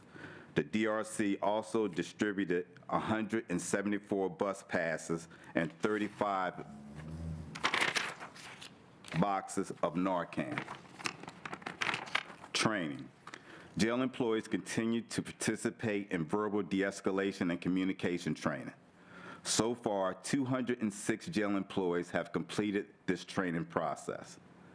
Employees of the month. We would like to congratulate our employees for the month of November. The jail's welcoming committee selected AIU educator Jamie Grimes and substance use counselor Rachel Stack for this month's honor. Facilities. On Saturday, November the 19th, the heating system issue at the Allegheny County Jail was identified. Correctional officers immediately issued extra blankets to the incarcerated individuals on 3 Bravo, where the temperature complaints originated. Officers conducted additional checks on other pods and issued extra blankets when requested. The county's facilities department began addressing the heating concerns on Saturday when they were reported. All issues with the system were resolved by Tuesday. There are no ongoing problems, and full heat functionality has been restored to the pods. The incident did not require moving incarcerated individuals to different pods because it was determined that the repairs could be made in a timely fashion. Temperatures continue to be monitored inside the facility to ensure no one's health or safety is compromised. Jail administration has ordered 1,000 additional blankets for use on the housing units in the event of any future issues. On Monday, November the 28th, the jail was advised of a water main break at the Renewal Center. The Pittsburgh Water Authority cut the water to make repairs, and the Renewal Center made arrangements for portable water for drinking and cooking. It was restored later that day with no more reported issues. Our chaplaincy department. The holiday season is a busy time for our chaplaincy department, and we've also been increasing the number of volunteers returning and resuming the programming we offer with our chaplains department. So I've asked our director of the chaplains department, Reverend Carissa Howe, to give a special presentation about the foundation of hope, including the AA classes and NA classes, and the role the chaplains department and pre-release services play in preparing our incarcerated population for release. So now I would like to introduce to you Reverend Carissa Howe. Good evening. As Warden Harper said, I'm Reverend Carissa Howe. I'm the Director of Chaplaincy at the Allegheny County Jail. The ACJ Chaplaincy Department is a program within the Foundation of Hope, which you may have heard mentioned a few times in the past here in these meetings. I might be a new face to many of you because I came on staff with Hope in early 2021 in the height of COVID, so everything's been a little bit wonky. I'm a Presbyterian minister and had been serving as a volunteer with several Hope programs at the ACJ since 2014 until the time I left church ministry to come on staff. I'm often asked why I made the move from the parish to the jail. It seems like an interesting transition, and for me, the answer is found in Matthew 25, where Jesus issues a clear directive to Christians to care for the sick, feed the hungry, and visit the prisoner. There's something very holy and precious about the ministry that happens in chaplaincy at the ACJ. And so when I saw a staff position open up with Hope, I jumped at the chance. There are few callings in this world in which you have the opportunity to sit and to listen and to non-judgmentally hold the stories of those who are at their lowest point in life, those who need a presence showing up for them day after day, week after week, and year after year. One thing I've learned in my years of showing up at the ACJ, first as a volunteer and now as staff, is that the greatest gift you can give a person is your presence. So I'm honored to serve with an incredible staff of chaplains, administrative staff, volunteers, and seminarians who are also dedicated to this work. The Foundation of Hope serves individuals currently incarcerated at the Allegheny County Jail, those who have been released from the ACJ or any other correctional facility, as well as those who are at risk for being incarcerated. Our two community-based departments are our aftercare program for those who've been incarcerated and the diversion program that aims to keep first-time nonviolent offenders out of the carceral system. We receive referrals to the diversion program through local schools and police, as well as other community partners. It's a voluntary preventative program. Most of our referrals to the aftercare program come from our programs in the ACJ and through word of mouth. Inside the ACJ, we have chaplaincy, which sees to the spiritual needs of the population, and pre-release, which offers spirituality-based educational programming on 2C, which is affectionately known as the Hope Pod. We are committed to providing holistic care to those at risk of, in the midst of, and re-entering from incarceration. In addition to the more spiritual sounding chaplain-y things that we do in the chaplaincy office, like prayer services and spiritual counseling, there are some very concrete things that Hope Chaplaincy does in the ACJ to provide hope, assistance, and community connection to the individuals we serve. Each year, we provide hundreds of copies of Bibles, Qurans, and other scriptures to the individuals at the ACJ. We provide care packages to indigent individuals within the facility. Those care packages include extra hygiene items, paper and pen, combs, and other things. We provide reading glasses, denture cleaning tabs, and more to those who need them. All through COVID, we have made sure that there are video worship and prayer services available on the pods for individuals to watch, while faith communities on the outside were also turning to video and online services. Our staff chaplains worked tirelessly to fill the gaps left when our volunteers could not come in due to the pandemic. As Warden Harper mentioned, we are currently rebuilding our in-person programming with staff-led services and study groups.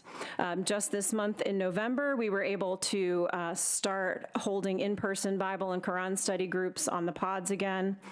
Since May, our volunteer chaplains have been back in the building for one-on-one spiritual counseling with individuals, as well as weekly rounds on every pod.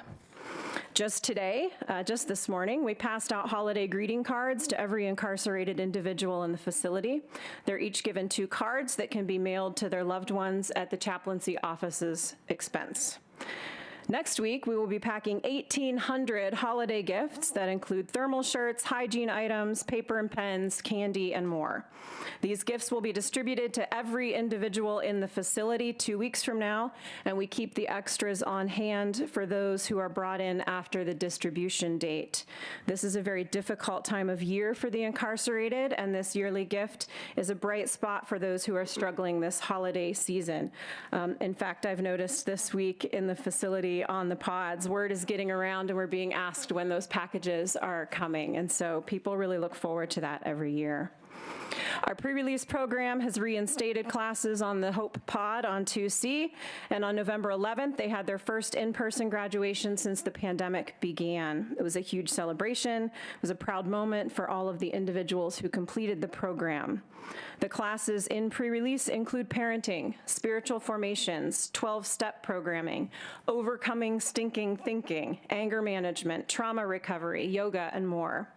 Our new pre-release director, Liz Lepore, came to us this year after over 30 years of programming experience at the Holy Family Institute, and she has been an incredible addition to the team. We're very excited about what she brings to the table.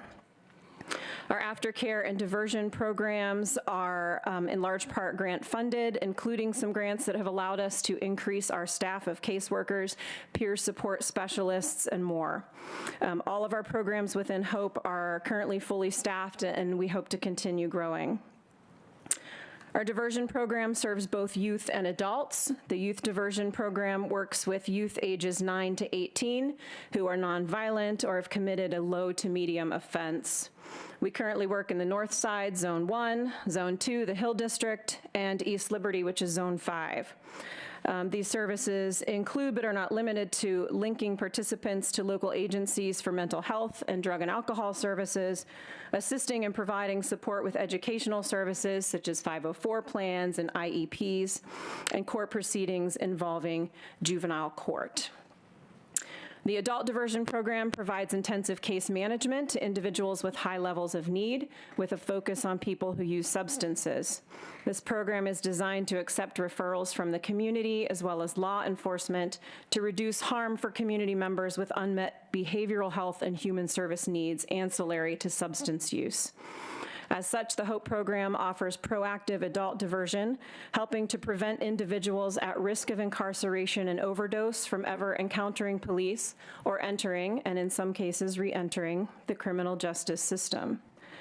Our aftercare program has served over 1,000 returning citizens in 2022, providing bus and fuel cards, clothing, computer labs, employment counseling, food, housing counseling, re-entry support groups, and more. The PERC, Positive Initiative to Reinforce Change group, meets every Tuesday evening in our Northside office, as well as on Zoom, and is open to anyone who has ever been incarcerated in any facility for any length of time, and those who are supporting them. The recidivism rate of HOPE aftercare participants is 37%, compared to the 65% national recidivism rate. The Foundation of Hope programs rely heavily on volunteer support and community donations, both financial and in-kind, and we have a deep desire to build relationships with faith communities on the outside. So far in 2022, over 1,700 volunteer hours have helped to keep our programs going, and that is in a year with limited and rebuilding volunteer services. So I'm going to toss in a shameless plug here for anyone that's here or watching. Any faith communities that would like more information on how to volunteer or donate are invited to connect with us for more information. I'm always happy to answer questions for those who would like to know how to be a part of this work, and you can find us at foundationofhope.org. I have some questions. Yeah. Yeah, before you walk away. Okay, thank you for coming, first of all. I'm familiar with your program and the organization, and thank you.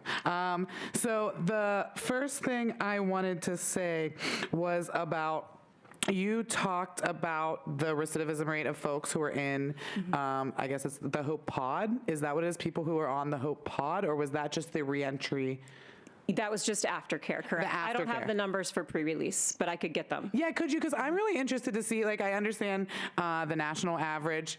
I didn't know if Allegheny County Jail or anyone in the county tracked overall recidivism rates at the Allegheny County Jail. I'd like to see the comparisons between the Hope Pod aftercare services and the county in general, just to kind of compare those two. So that would be really, really helpful. The next question is, for the aftercare services or participation on the Hope Pod, is there anybody who's court ordered to that?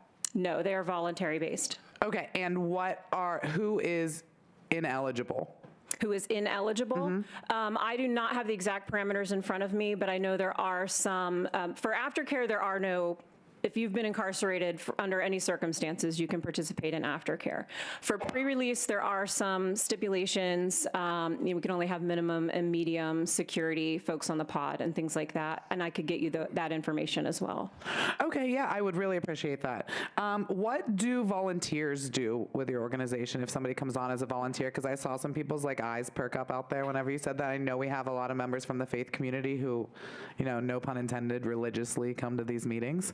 But I know that was funny. It just came to me. Anyway, sorry. And so I know that there's a lot of folks who are really interested. Maybe if you could detail what that looks like if you're a volunteer. We have a lot of ways people can volunteer. There are mentors that work one-on-one with people through our aftercare program. We do always need support at those perk meetings, those Tuesday night meetings. We have volunteers that come in and teach pre-release classes. And so those, like I said, there's a wide range of different classes. That's one of the programs that I came in as a volunteer and wound up eventually working for the program. So in addition, in chaplaincy, we have volunteer chaplains, mostly clergy and elders in their faith communities who do some of that pastoral counseling, study groups, scripture study groups. We also have outside spiritual advisors who sometimes come in to meet with people one-on-one, as well as worship teams. They are not in the building at this time just because we're still rebuilding that volunteer base and figuring out what the needs are with the new lower population.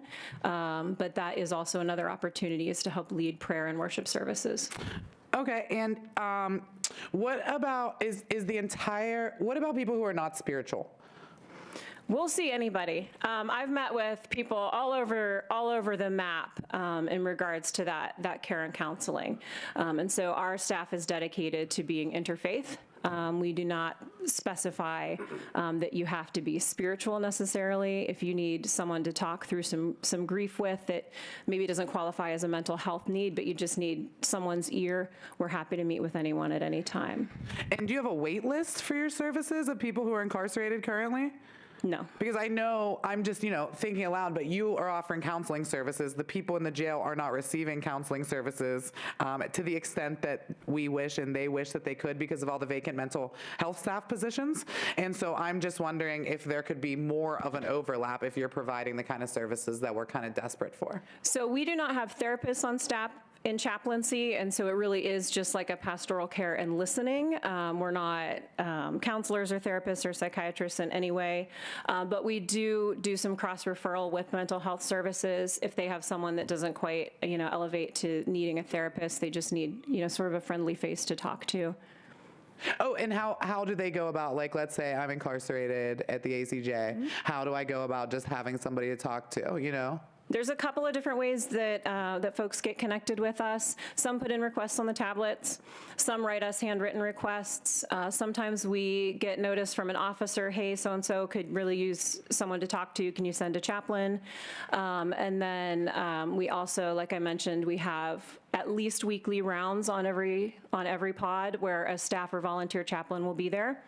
And so word just kind of gets out that one of the chaplains is on the pod. Okay, and did you ever consider, I know when I hear chaplain, I immediately think religion, and so I'm just thinking about people, who don't observe any faith or any spirituality and want to make sure that they're not for lack of a better term, being scared away from really awesome services that could be being offered because that jumps. Have you ever thought about the title and of chaplain, or if we could, I don't want to change your job. I'm just saying to make it more accessible for people of not just all faiths, but also people who don't observe any faith? Yeah, and that's a really interesting question. And one thing that I will say is that we don't all wear collars on the pod. We don't all dress like our imam does or anything like that. And so, especially when some of those volunteers come on the pod, I do think that they are a little more approachable in that way too. Okay, that's awesome. And then the other thing is, why isn't like the Hope Pod expanded onto more pods? Is there not a need? It sounds like if your recidivism rate is half of the national average, that like at least something is going right. And how could we provide the same services that it seems like a small subsect within the jail? I get that it seems like there's a lot of people outside the jail being served, but I've been on the pods and I know it's a lower population on the Hope pods than any of the other pods in the jail. Is it, staffing needs? Is it financial needs? Like what would you need in order to expand it, and would those services be utilized if you were to expand? Those are all really great questions that I can't necessarily answer, I think, as fully as you want right now. One of the reasons is simply because it is a fairly transient population, and we have a 10-week program for the Hope program. And so I'm sure that does play into it. We are just rebuilding things after COVID as well. And I'm sure, I could connect you with our new pre-release director to kind of talk through those things too. But we would love to see 2C filled and then some. Yeah, that's kind of what I'm wondering too. And then I guess I promise my last question is, since it's a 10-week program, how often are you admitting people to the program who aren't finishing it because they're getting released? 2, does participation in the program, because I know when I was in jail, I was always like, I don't want to do that program or that class, not this one specifically, but because then I have to finish it, and then if I'm going to get out, I'm not going to get out in time because I have to finish this program. So I guess 3-part question, how many people start the Hope Pod and can't finish it? How many are you only taking people who are serving sentences, or people who are stuck there till their trial plays out? How are you kind of determining that so that people aren't leaving before the program's over? Okay. Was there a third question? No, I think I combined 2 into 1, so I have 2. No problem. So we do have people that don't finish the program. They can still come in, even if they're not sure what their timeline is. And I think they still get a lot out of the classes in the program, even if they don't get that completion certificate at the end of it. It does tend to be kind of a rolling thing, participation on that pod. And people are moved on weekly. So it's constantly being repopulated. And it's not only those who've been sentenced. Okay. Yeah. All right. Okay. That's cool. That's awesome. Thank you so much. Yeah. Any additional questions? No, I just want to thank you for the work that you do, because I see the people that come into my courtrooms with their Hope certificates, and they absolutely want to share the fact that they have completed the program, and they are, I think, in much better ways prepared to return to the communities because they've had those learning experiences. We don't sentence people. It is a voluntary thing, but I certainly encourage all of my folks, to make sure that they do the Hope Pod, because I think it is such a valuable experience for them. And just so you know, I've had people, Bethany, who have chosen to stay in the Allegheny County Jail to finish the last few weeks of the Hope Pod before they leave, and that is their request, is they want to stay. I'm like, ready to go. You're done in 72 hours. They're like, can we please delay it for a couple of weeks to finish it? So I'm sure you've heard those people too, and it's because they really want those last couple of weeks, and they want to be able to say that they've completed it. And you really do fantastic work. So I want to thank you very much for the work that you do. Thank you. Ms. Allen? Yeah, I did forget a question. It wasn't one of the 3 I was originally referencing, but I just know that in previous meetings, we had heard when we had been talking a lot about books, which you'll hear later in the meeting, but we've been talking a lot about books, and I know that the Foundation of Hope, the chaplain's office, have been referenced when it comes to certain things about books, and I can't remember now exactly what was said, if anyone else does, but I know you're not like on the approval process of who gets books and who doesn't, but do people get books through you? Are you the keeper of the books? What is your role in books in the Allegheny County Jail? I'm not the bookkeeper. We do have limited supplies of like spiritual self-help type reading, so purpose-driven life. Like I said, we have hundreds of copies of Bibles and Qurans, Holy Pibby, you name it. We've got all those scriptures and things like that. So we do have some books that we are able to give to the folks within the facility, and we're part of the review process that is being instated, but we do not oversee the library or anything like that. Okay, so you're part of the review process of determining what books can come into the facility and which can't? Like, because sometimes books that people order are religious in nature, and so they want to have someone, with that background to be a part of that process. Okay, is this like a committee? I'm gonna let Deputy Thomas speak to that later. Okay, I just wanted to specifically ask about your experience and your role on it. If you could speak to your specific experience and your role on this group. Because I know we'll hear generally about it later, but I'd like to talk to somebody who's on it. Yeah, I mean, it's, if something comes to, then a committee would be called, but yeah. And how many times would you say you've participated in that process? I don't know that right now. Have you ever participated in that process yet? You have. Would you say it's like dozens or like a couple? It's a newly forming committee at this point that I've been called on to. I can't speak to the past before I was on it. Oh, it's forming, it's not formed yet. I'm recently new on it. I don't know about the history of it. Okay, that's what I was asking. But you have, even though you're new on it, you've already been a part of the process? I've been pulled in to be part of the process. Yes, I've been asked to be one of the people that are available for that. Okay, and I mean, are we talking like 5 titles you've reviewed so far? I'm just trying to get an idea of how long this has been going on and how you feel it's working. I don't have the numbers for how many have been reviewed by the group. Okay, all right, thank you very much. I just wanted to say thank you for your efforts. It's impactful, so keep up the good work, and Thank you. Anyone else? Thank you very much. Warden? Your Honor, that's all I have for the warden's report. Any questions for the warden? Just real quick on the inspection report update. So they don't have a final report, but if they have drafts, are we able to get those? Like if they've done section 1, I'm just using general terms, but is that available to us as they go through that, like a draft of the first report, anything like that? We don't give drafts of any documents, so as soon as the final report is available, I get it to the. So their initial reports, that's all, they just do an internal and then they give you a final report? Or do they do, is there stages of the report or it's just a final report and that's it?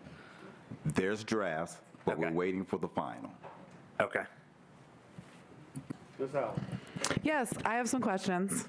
So the first question that actually like jumped off of the last part of your presentation, are all religious groups allowed to do communal prayer in the jail?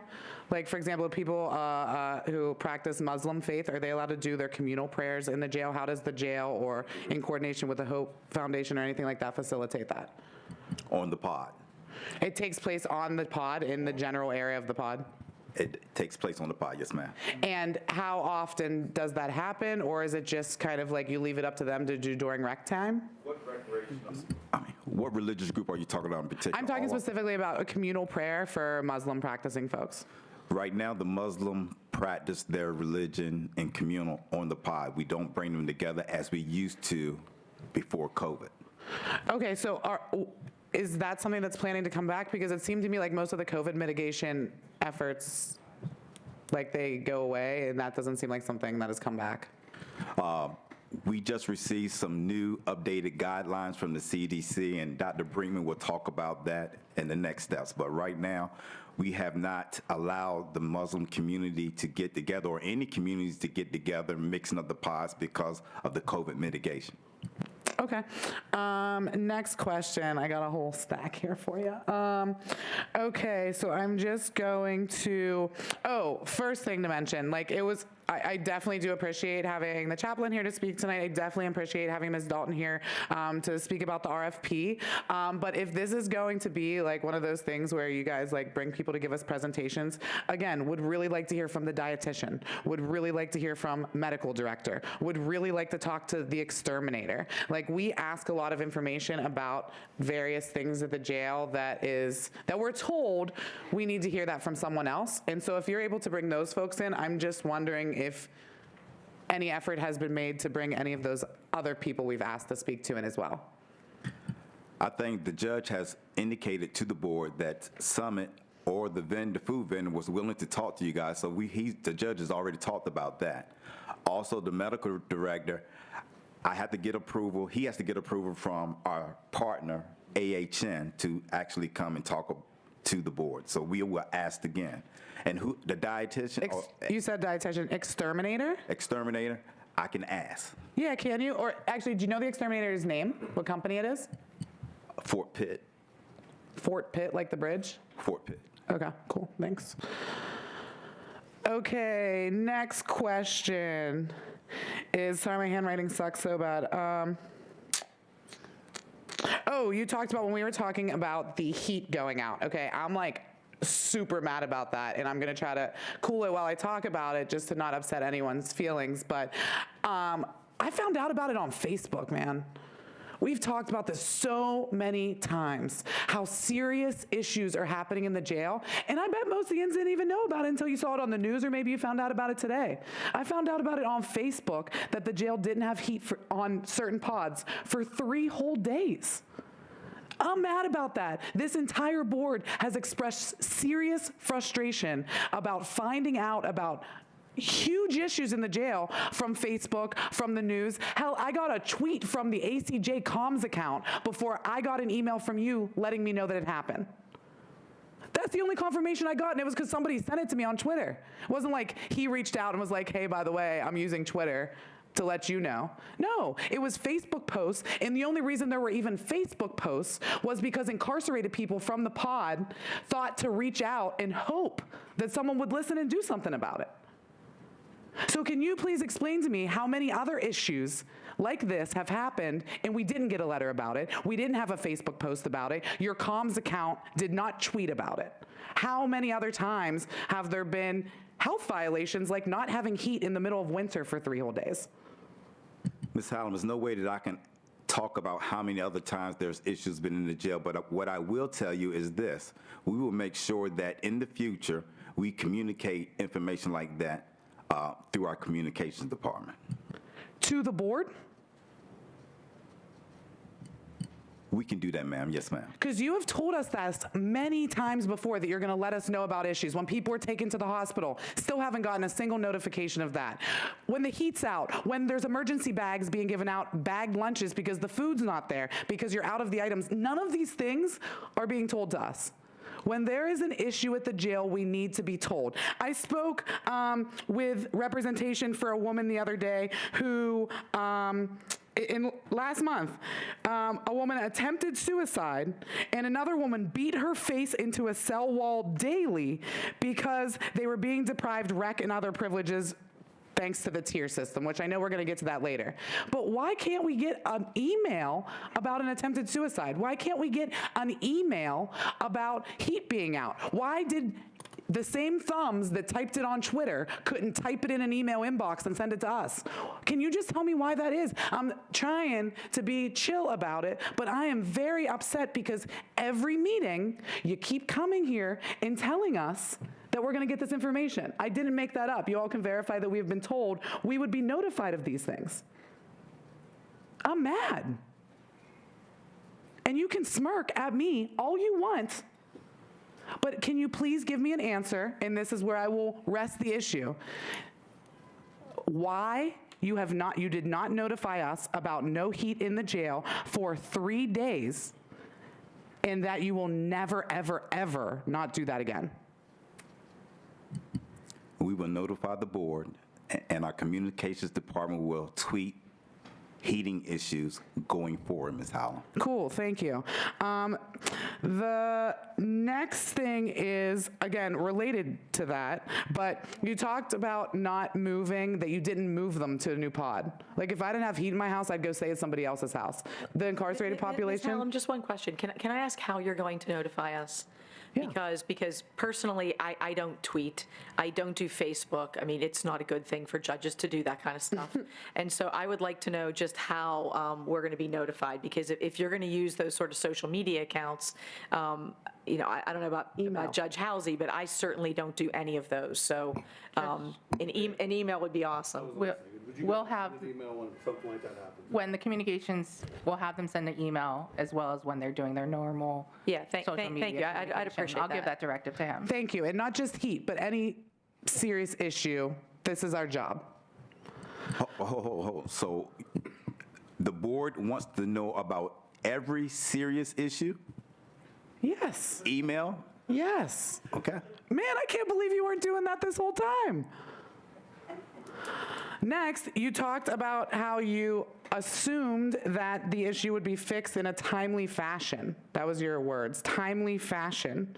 And so that's why you didn't move anyone. I don't really think being without heat in the jail, which we know is already the temperature's all out of whack, being without heat for 3 days is not a timely fashion. Why, with all the empty pods that we have, where no additional staff is needed, we're not asking you to open more pods in addition, but to just move one pod for the next? Why did you not just move them? Ms. Howland, temperatures was taken on the pod, and we made the determination that the inmates did not need to be moved. So therefore, they were given additional blankets. The temperature was appropriate enough to keep them on the pod. So we made that decision, and it was a good decision made by my team. What was that temperature? I don't have that at this time, ma'am. But yet you can state with confidence that it was a good decision made by your team? Absolutely. And why do you believe that? As opposed to the alternative option? Because they took temperatures, officers on the pod and supervisory staff reported to the pod, and they made the determination that the incarcerated individuals did not need to be moved to another pod. Okay, I would like to request on the pod. Okay, I would like to request that you provide us with that documentation of what that temperature was that your team decided was okay for them to be in there for. Next thing is, you said that you provided additional blankets when requested. Was that one request for blankets to be provided to all the people on all the pods where the heat was out? Was that when the corrections officers on the specific pods requested it? Was that when the incarcerated individual requested them? When requested, what does that mean? Supervisory staff at the jail solicit input from inmates on all of our pods, and any inmate on the pods that made a request for an additional blanket, they were given additional blankets. And I think it was like 3 or 4 pods that was given additional blankets. Chief? Yes, sir. We had administrators in the jail on Saturday when we were made aware of this issue, as well as facilities, engineers, personnel to address the HVAC issues. The temperature didn't fall down because there's several air handlers that feed a particular stack, right? So we had an issue with one. Another air handler was put up to 100% capacity, meaning that sufficient airflow was flowing up to these areas. The temperature dropped, but it never got to an unsafe level. Okay, I don't have the exact numbers like the warden referenced, but it was mid-60s, I would guess. So we took extra blankets to those areas. Anybody who wanted one, we gave it to them. Okay, because the statement that was originally put out by the comms account said that everyone was given blankets. The complaint originated from Pod 3 Bravo. Correct. Everybody was given a blanket on there. Okay, so that pod, everybody got a We sent blanket. supervisors to all the other areas in the jail to see if anybody else wanted one. If they did, we gave them a blanket. What other pods were in the stack where the system failed? It would have been the B stack. So it is all the Bs. I just didn't want to assume that. It's all the Bs. Correct. So why specifically was 3B the focus? That's where the complaint originated from. Okay. We had one complaint come out that was filed on behalf of 60 other individuals. Right. You didn't receive any other complaints from any other pods at that period? No. Okay, thank you very much. Okay, next question is about, I'm going to try to stay organized here, but the next question is about, so I know that the use of force statistics were being posted, but I'm wondering is instead of just numbers, we can get incident report details about use of force. incident report details, so you have to talk to me specifically exactly what you're asking for. What the force was that was used.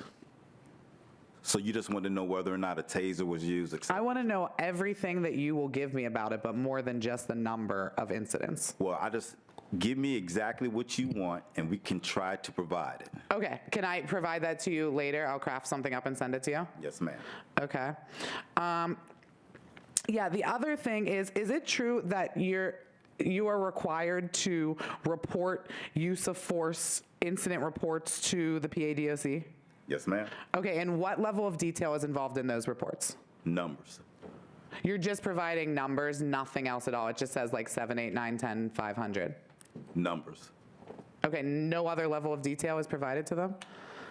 I'm sorry, you just say it with such sarcasm that I can't really tell if you're telling me the truth. Okay. What is the use of force? Is there a use of force review process that's in place for every incident of a use of force? Yes, ma'am. Okay, and can you detail what that looks like? Not in this form, ma'am. No, ma'am. Okay, why won't you do that in this form? We're just talking about the review of the use of force. Not in this form, ma'am. I just want to know why I can't get answers. I'm looking for someone to back me up. Not the appropriate form. You have another question? But why? I have lots of questions, but are they all going to be answered like this? Let's see. Ask the next question. Okay. So, these are some questions for the deputy warden. Okay. The next is, I'm still awaiting additional information about the most recent jail death of Anthony Tallada.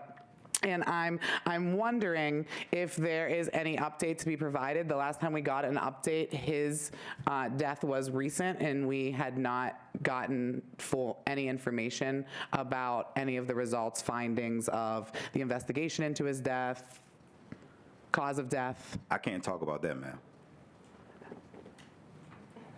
Ever? You know you can't. You know the next question. You told me to not keep asking the same question over and over again, but I'm not getting an answer. You have another question? I do. This is for the deputy warden. Okay. Okay, so next, I want to ask specifically about, you mentioned some classes, programming, stuff along those lines in your presentation. So do you have a list in front of you of all the classes that are available to incarcerated people? I do not. Do you know the classes that take place in your jail? We can get you a listing of the classes, but I don't have that information available at Man, this time. if I told my boss I didn't know the programs that we offered in my workplace. Okay. So when are the classes provided? Are they year-round classes that are provided, or are there certain seasons? Do you do semesters? How do the classes work?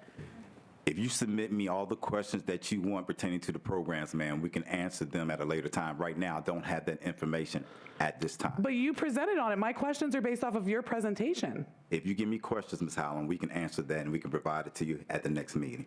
Okay, how about the things that I'm asking for, you bring those answers to the next meeting and I'll ask you about them here? Yes. Give me a listing email of the questions that you want, and I will make sure that somebody's here to address all of your issues. Gotcha. Does the jail, I've been looking a lot into newspapers that are happening in other detention facilities, like state and federal detention facilities, some county jails, where they actually have newspapers, kind of editorial things that are run by the incarcerated individuals.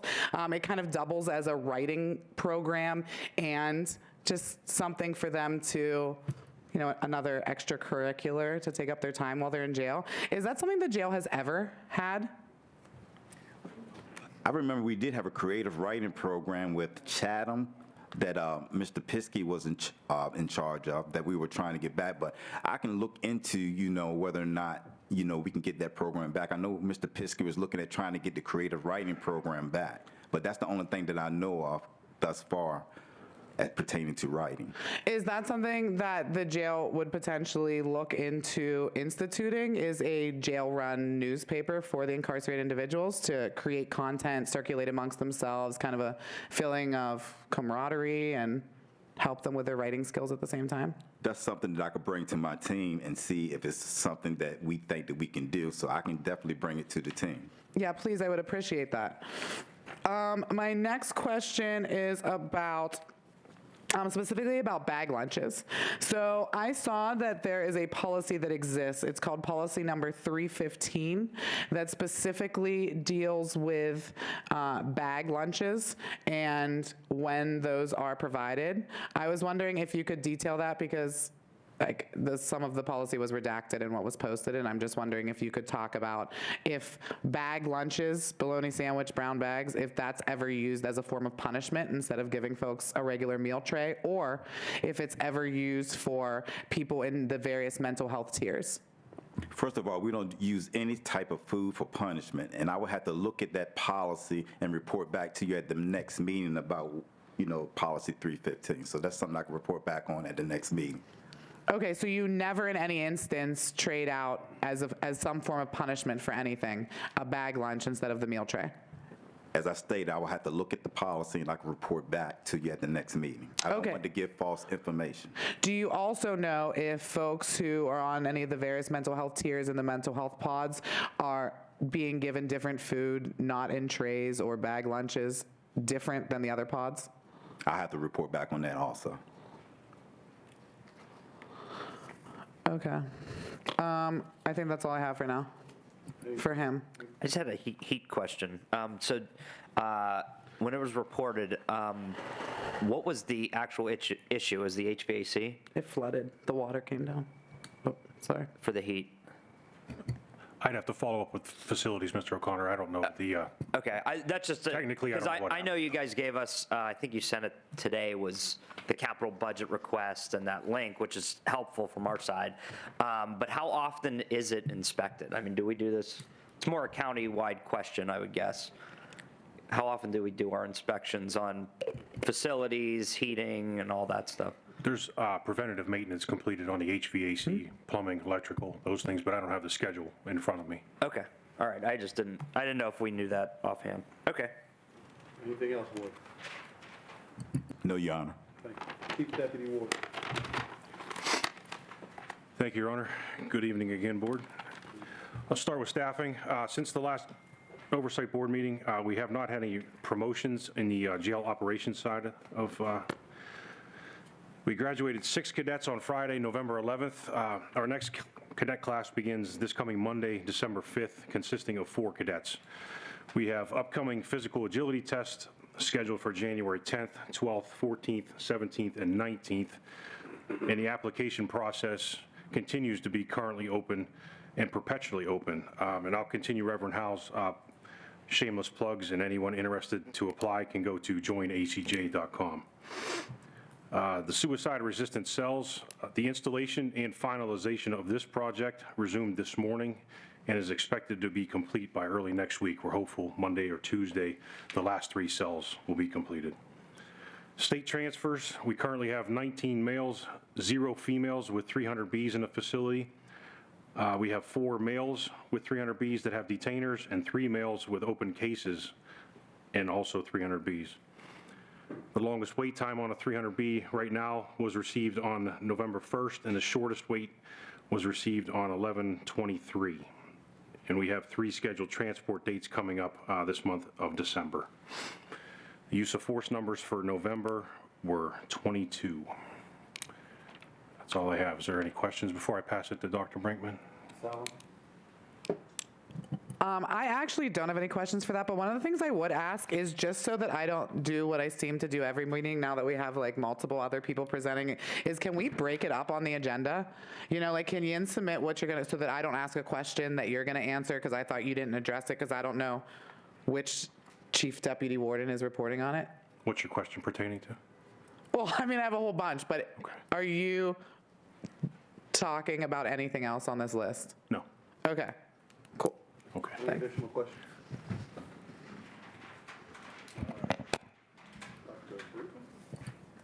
All right, good evening.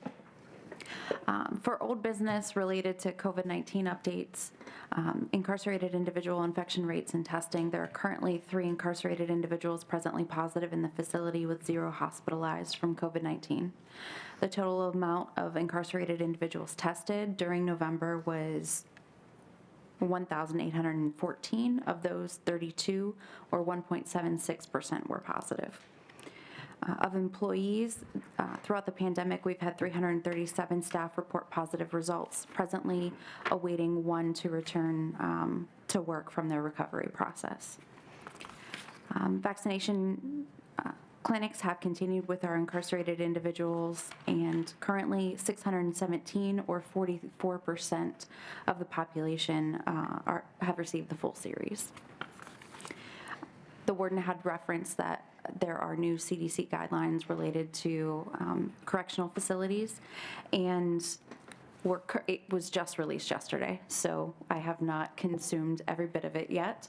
But we are scheduled to meet with the Allegheny County Health Department and the Allegheny Health Network to decide what kind of changes we might be able to make based on those guidelines, hopefully in the next week or so. For medications for opioid use disorder and the expansion of efforts, our continuation of medication-assisted treatment includes the following during the month of November: 16 individuals prescribed oral naltrexone, with 1 receiving the Vivitrol injection prior to a community release, 101 individuals treated with Suboxone, and 7 of those treated with Sublocade. Of these, 2 patients transitioned from Suboxone to Sublocade to support their recovery. Methadone continuation services have treated 16 individuals with 12 current patients. Of our Torrance commitments and admissions, during November, 5 were admitted and transferred to Torrance State Hospital. 6 patients were committed to Torrance State Hospital. 2 had their commitment to Torrance for competency restoration rescinded due to clinical stabilization. Currently, 22 are awaiting admission to Torrance State Hospital, with the longest waiting since August 12th. For Tiers 4 and 5 mental health data, as a reminder, Tier 5 includes any patient actively suicidal or self-harming, while Tier 4 includes any patient who is at imminent risk of self-harm, suicidal or homicidal ideation as a result of their mental illness. In November, 1 individual was identified as Tier 5 in the mental health tier system, and 15 unique individuals identified as Tier 4.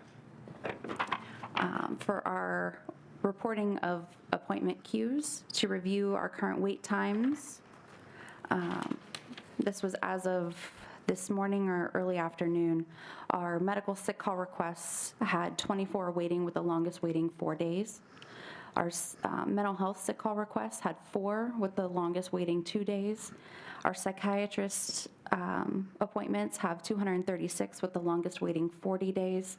And our mental health specialists, which is a follow-up service beyond their initial request, has 6, with the longest waiting 2 days. And the final portion that I kindly asked for you to allow me to add were healthcare successes last month. So in one of our department meetings, a discussion came up of what makes our team proud to serve our patients. We acknowledge that individual patient successes may look different in our facility than others might imagine, because our patients have an enormous range of needs and functioning.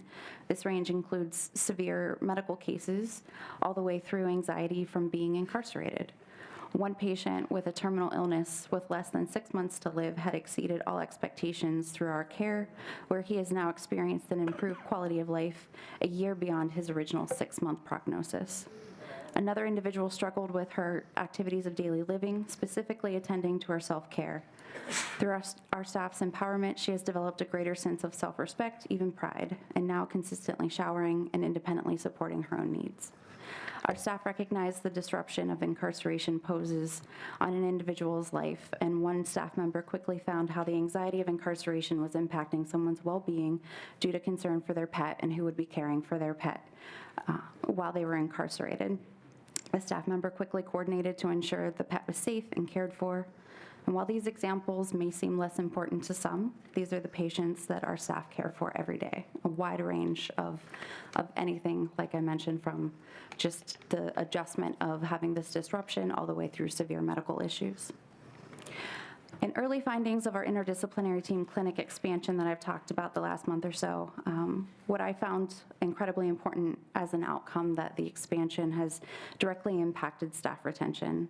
Some staff feedback that was very welcomed when I heard was that the program itself has allowed for them to spend more time with their patients, which supports their own personal missions to serve, see patient improvement, and find meaning in their work.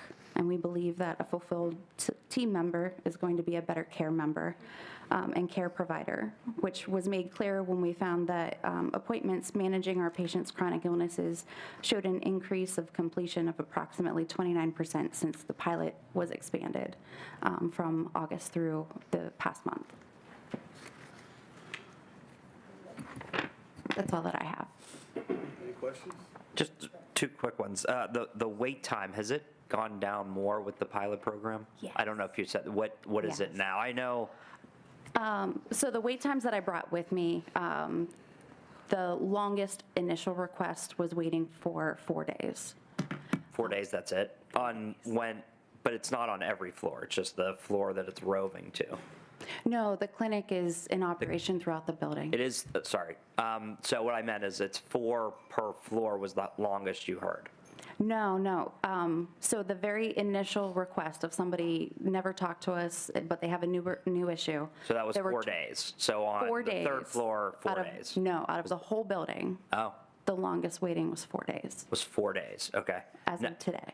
As of today. So the roving cart, let's put it that way, or so, however you want to say it, and the pilot, and when I went a couple weeks ago, we understood that, and we have a report. I'm not going to speak about that now because it's not posted yet. But if that cart is working everywhere, the longest wait that at least I was told was on intake more than anything else. So does that ever go down there, or is it just on the pods upstairs? Wait of what kind of service? I mean, a lot of it was mental health, and we can have that conversation later, but just, it seems like a lot of people are getting served quicker. So can that be used at intake as well, just for basic needs to speed some of those waits up?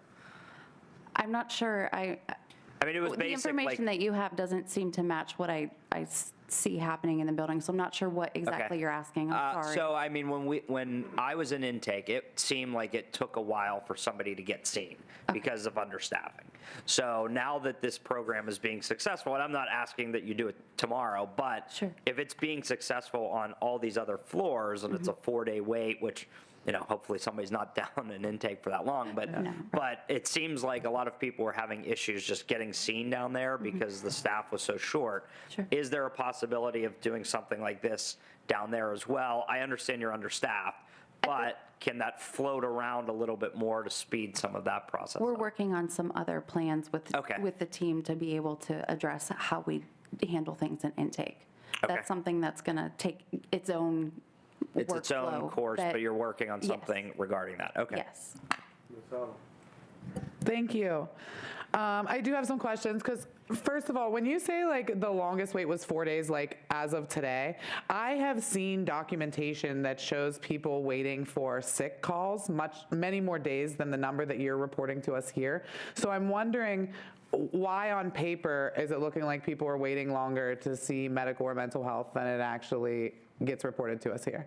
I'm not sure what kind of documentation you're talking about. Documentation from the jail of the list of people and what day they've been waiting to see medical since. So we have multiple types of appointments that somebody might be waiting. So the 4-day wait that I was talking about this is the first that you've communicated to us that there's something you want to talk to us about. So that's the 4-day wait. And then when we come to see you and find out what's going on, you might be waiting to talk with a provider after that. So it's kind of like you walk into your PCP's office. The very first person you see is that medical assistant that is kind of triaging what's going on. And then they're making some medical decision-making in the background of what kind of service we need to do to help support that. So there are different types of appointments that you could be waiting for. So it's basically like, if we're equating it to like someone on the street going to the doctor, I was under the impression that when you were giving us wait times, that was how long people waited for medical treatment, not just for someone to acknowledge the request for medical treatment. I don't know if I'm the only one who was, you also thought that? Yeah, I feel very misled because I thought that the numbers that you were telling us were they requested medical treatment and then they're waiting 4 days to get it. What you're saying is they wait 4 days for their doctor's office to pick up the phone. No, so what I'm trying to explain though is we're trying to make sure that there's a face-to-face to do a triage of what exactly is going on. We want to make sure that there's not an incredibly terrible thing going on with you, even if, so we don't always see what the initial request was for. Like, what was the initial concern that you had? So we're coming to find out in triage what the medical decision-making is going to be from there. Okay, so how long are folks waiting for medical treatment, not for triage, for treatment of? That's going to depend on what the issue is. So if somebody is saying, I broke my glasses, I didn't get my glasses, or I didn't have them when I was arrested, the wait for them to see the optometrist is going to be very different from the wait for them to see one of our primary care providers. Those are all, it's very dependent on what the actual issue is. So do you track those issues? Do you track this person needed to see a cardiologist and they didn't get to see one for 6 months? Do you track this person's been having issues with their insulin and they need to see whatever kind of doctor does diabetes? I don't even know what kind of doctor does that, but endocrinologist. Thank you, Judge. Why do you roll your eyes? I didn't know that. I'm sorry. Okay, but yeah, do you track that at all from requests to treatment, or do you only track from requests to triage? No, we have, not in the very specificity that you just described, no. But I have in terms of like levels of care. So how long they're waiting to see the provider versus how long they're waiting to see the optometrist, yes, I do have, because the optometrist is a specific on-site service that we have. The cardiologist, very different, because there's an awful lot of assessment that has to go on before they even get to the point of making a referral to a specialist. So when you go to see your primary care provider, you're not immediately going to the cardiologist, you're going through whatever that primary care physician wants to screen and test for prior to making that referral. Right, but I'm also getting treatment on the spot. You're getting treatment to the generalized information. You might not have the diagnosis identified at first. Right, I feel like you're just like playing semantics here, and I just want to know how long people are waiting for medical treatment. I'm not trying to play semantics, I'm really not. Okay, so what I'm saying is medical treatment being provided in 4 days from request? Not across the board, no. Okay, so it depends. But is somebody is seeing somebody within 4 days, right? Yeah. So the request to the jail would be like making the phone call to your PCP, yes. And the 4 days would be the initial assessment at the PCP. Right. So it's the nurse or it's a provider. It's somebody coming to say what's going on when you answered it. Right. I very much understand. I use that same phone call analogy. I understand. I'm just saying, so people aren't being addressed at all for 4 days, and then after they receive treatment at an undetermined period of time. That's what's being said. Correct me if I'm wrong, but that's what's being said. If you call your PCP today, Bethany, you're not going to get an appointment right this minute. I could walk into an urgent care right this second, and no one in jail can. So yes, I could get treatment right this second. If that's what we're going to compare it to, right? This whole time that we've been talking about wait times, truly thought that we meant treatment. And I'm not the only one. It's a big difference. I think to clarify this, at least for me, could you maybe tell me who that first touch is? What level of provider that most often it's a nurse. Okay. Could it be an MA? Could it be? It could, and the MA would make the decision. We train our staff as qualified healthcare professionals to be able to make the immediate referral. So it could be somebody, and I think I referenced this in the last meeting, that at their face-to-face encounter that they had, the provider got engaged immediately, and it ended up becoming a send-off site. So it doesn't mean that treatment is concluded on that time, because you might have a complicated issue that you're not going to be able to resolve everything in that moment. But you're connected to healthcare to get access to what needs done as quickly as the medical need deems necessary. Okay, I will continue on with my question, because my next thing aligns with this. So the thing I was going to ask is, you read off a lot of numbers when you come here, and I do think they're very helpful numbers, but it's not even that you're reading too fast, it's just a lot of numbers and a lot of stuff to write down. We already get this like packet that has lots of other information. Is there any reason that the numbers you're reading to us, I can't even remember what they all are, like COVID vaccines, positive COVID cases, people on MOUD, because I see that there's a line in here about substance use services, but it doesn't seem that those numbers align with people who are receiving MOUD. So basically all the numbers, the report that you come here and give us, can you put it in this packet, like for the meetings every month? And then with that, you could maybe actually put the wait times that people are waiting for treatment. So the packet there is something that's compiled pretty large scale, so I don't get to make that decision. We can look at it as a team. You don't get to make what decision if your information is allowed to be printed as opposed to just told to us in a meeting? So you're asking that the report that Dr. Brigman gave the board today to actually be in the packet that you just showed? Correct. Truly, any numbers. You guys got numbers about something, you got data, statistics that you're going to come here and report to us. Can we see it ahead of time so that we can review it? I mean, I know you had it probably when you made this. We can definitely look into it. Additional questions? Hey, Ms. Hallam, can I just interrupt? Because I have a family obligation that I have to leave in the next few minutes, and I'd like to ask something and report on some things that I was doing. Yeah, we can go to that and then resume this. I just have more questions. Thank you. I'm not saying you shouldn't ask your questions. Yeah, I get it. I'm just saying that I need to leave, and so I would like to be able to address a couple things that are on my plate. So the first thing is, I always like to provide the numbers about the jail population, and Ms. Hallam was hopeful that at some point we could get below 1,400, and I can tell you that the status of the jail population as of 4:30 p.m. on November 29th, 2022 was 1,373 people in the Allegheny County Jail, and 129 in alternative housing. That does not include anybody with federal holds. Well, these are the county's numbers, so that's 7% of the people in the jail are serving a county sentence as a result of a new conviction. 29% of those people are in alternative. 29% of the people in alternative housing are serving a county sentence. So a lot of those people serving county sentences are being moved to alternative housing. 20% of people in the jail are on an external hold from either other counties or other jurisdictions. 42% of the people in the jail itself were detained by the Allegheny County Adult Probation. These people were detained for violating probation on a crime for which they had previously been convicted. 88% of those were at a moderate or high risk to reoffend based on probation proxy scores.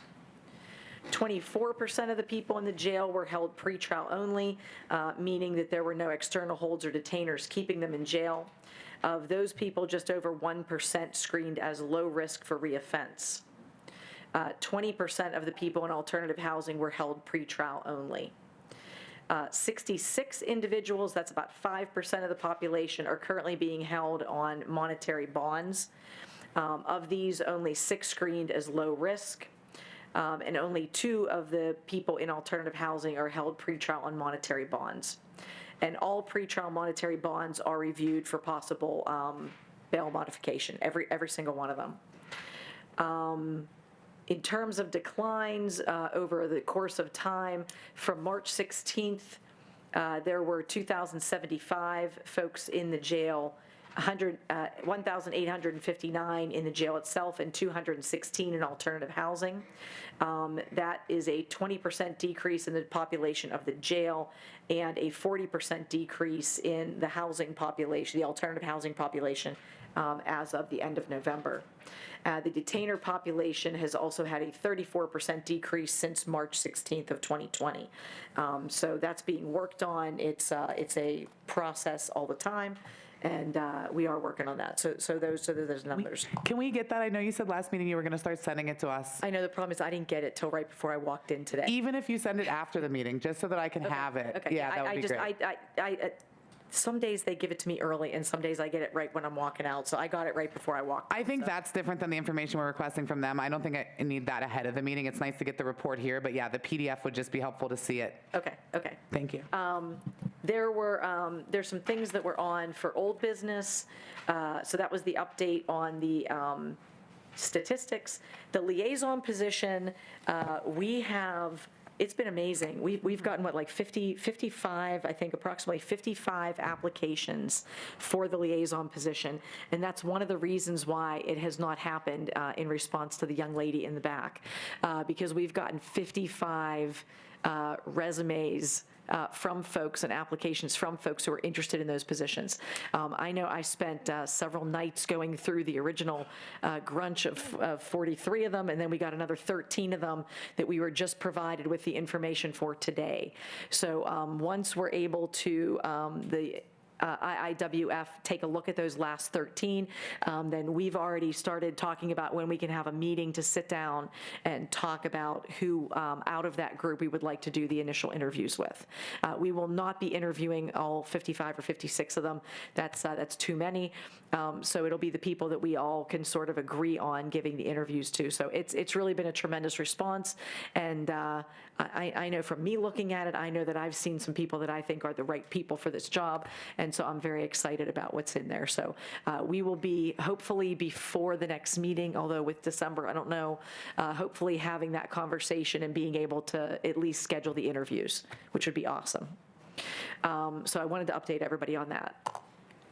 The other thing that I wanted to bring up before I left was a matter that was brought to everybody's attention by Mr. K and Mr. Krinsky, who could also be a Mr. K, in terms of the exit interviews, because I know that Judge Clark was really the person who was sort of spearheading the exit interviews, and I know Bethany was on. You guys sort of had a little committee that was doing the exit interviews, and then I know that we were waiting for a form to be drafted for the exit interviews that Judge Clark was talking about at some of the meetings. Do you remember that?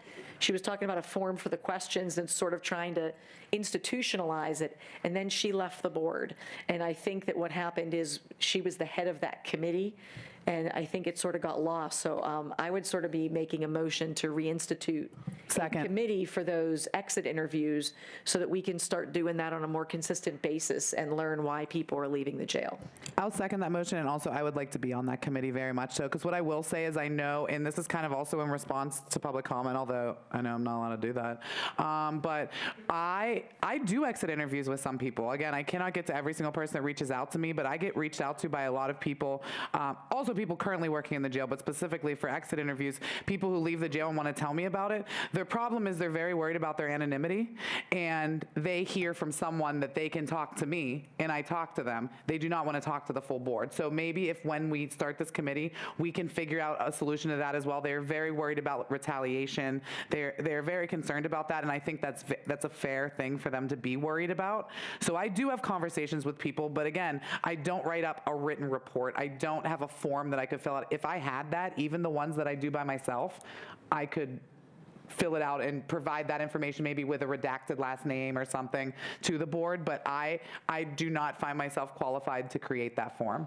Yeah, and that's I think Judge Clark was working on that form, if you guys all recall. I don't remember that. I don't think I'm crazy about that, but I think she was working on that, and then she left the board, and so she turned it over to Judge Housey, and I think that project may have gotten lost in the shuffle. So I appreciate the fact that Mr. K and Brad Karinsky have brought that up again, and I would make that motion that perhaps we reinstitute the subcommittee that was going to look at exit interviews and what we should ask people and how we should go about doing that. And I seconded that. Any other discussion? That's something we want to wait until we have an executive session about? Or? No. We have a motion and a second. We need to vote. Thank you. You're welcome. Thank you. Is that something we should talk to No. the board about? I don't know. I've never heard discussion. Sit there and say, I can talk to the entire board, it's a problem. I mean, you're painting a. Well, no, it's not. I don't think it's going to. It's a subcommittee that would be deciding how to go about those exit committees and everything. So I'm not saying that the entire board should sit there and talk to them, but I think the board should know why people are leaving. Hiring and firing goes under the executive branch, but I don't know what you're going to do with the information. Remind him, you're not speaking into your microphone, first of all, and also the executive, we're not talking about, you said hiring and firing goes under the executive is what he said off mic, but leaving, quitting your job is not. Well, because we want to see leaving. why, we're not doing hiring and firing. We just want to see why they're leaving, and is it something that we can remedy? Is it something that we can suggest to the administration about how to do something differently? Are they leaving because of how things are occurring in there? Are they leaving because, why are they leaving? We have no idea. So it would be nice to know, because I think staff retention, especially in this day and age, is a huge issue. And if we can do something to retain staff, that would be an awesome thing. So it's just a matter of, let's figure out where we can go with it. I know we were working on it before, and it sort of fell off the radar. Any votes in favor? Aye.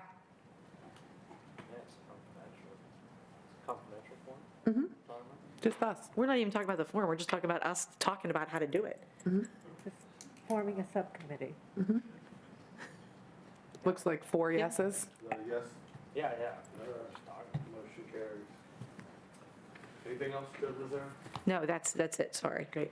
And I apologize, I have to leave, but I have pickup duties and there's nobody else to do it, so it's me. We all have lives out of this too, so sorry about that. Do you have any additional? I have a lot more, yeah.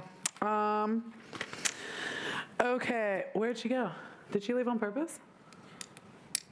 Why don't we go ahead? Okay, do you think that, Why don't we go to Deputy Chief? okay, cool. All right, so, you're gonna go and then I'm gonna ask you questions, or do you wanna try to answer some of the questions that I have? Why don't I speak first, and then maybe I'll be answering some of your Sure, I hope so. So in regards to the inmate mail policy, it actually has become very robust in nature, considering that we've addressed a lot of the comments from the board as well as outside and other stakeholders. So we are looking to actually separate both the inmate mail portion of the policy and the book review portion of it to be 2 separate policies. So that policy is still currently under review. But some of the procedures or changes that we have put into place that we are currently monitoring and measuring and gathering feedback. As I mentioned before, we added the book orders appeals process to the tablet, so that is active. And we've also implemented the book requests, which is also active. To date, we've received over about 175 requests regarding books. This is both to be added to the e-library as well as physical books. Those are from 109 individual users. Facility messaging is still being used to communicate any books that are returned to sender for administrative reasons. You guys were provided that document. I would like to make a note that we had some issues with the export from the program. So some of the languaging, yes, so some of it is missing some literal letters due to how the document was exported. So we are working to get that problem resolved. But we wanted to get you something because that was requested to the board. And we'll, like I said, we're going to work on the export so you have something that is complete. The book review committee has been established. Representation from both chaplaincy as well as adult and juvenile education sits on that review committee. They did meet and reviewed all the books that were previously rejected from the facility that were disseminated as well to the board. All those books rejections were overturned. We are working to have that information posted on the website. Additionally, we went ahead and purchased physical copies of all those books, and they will be added to the library, the physical library, and disseminated through the facility. They've been also submitted to the committee to review to put onto the e-tablets. One of the things that the committee has identified is that the e-library is also available to the juvenile population. So the intermediate unit is reviewing all books for appropriate content for accessibility to that population as well. We have expanded our e-library based on the requests of the books. And we continue to do that. The physical library is in the process of being moved. We identified the previous location and size was not conducive to the expansion of the new procedures. So we actually built a completely new space for the library, and we are in the process of finishing that up. So the current requests we have been receiving for physical books have been delayed as we move the physical library and re-inventory those books and organize them. Next steps that we are working on as it applies to the BIC policy, things that we're implementing that are reflected in the revision, are working with our community providers and other programs within the facility to better utilize our library as well as the ebook system to expand upon the existing programs.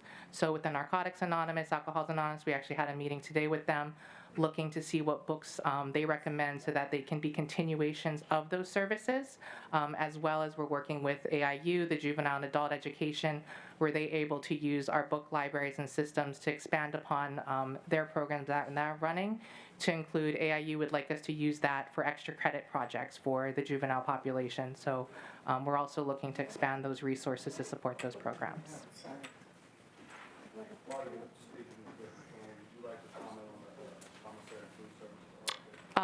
Yeah, commissary was awarded. That contract is still, it was awarded. Oasis was the company that was awarded. I did not provide a final execution of contract for that. It was, as of yesterday, it was not issued a contract number, so I did not have a final version to disseminate to you. But they were the awarded vendor. They started today.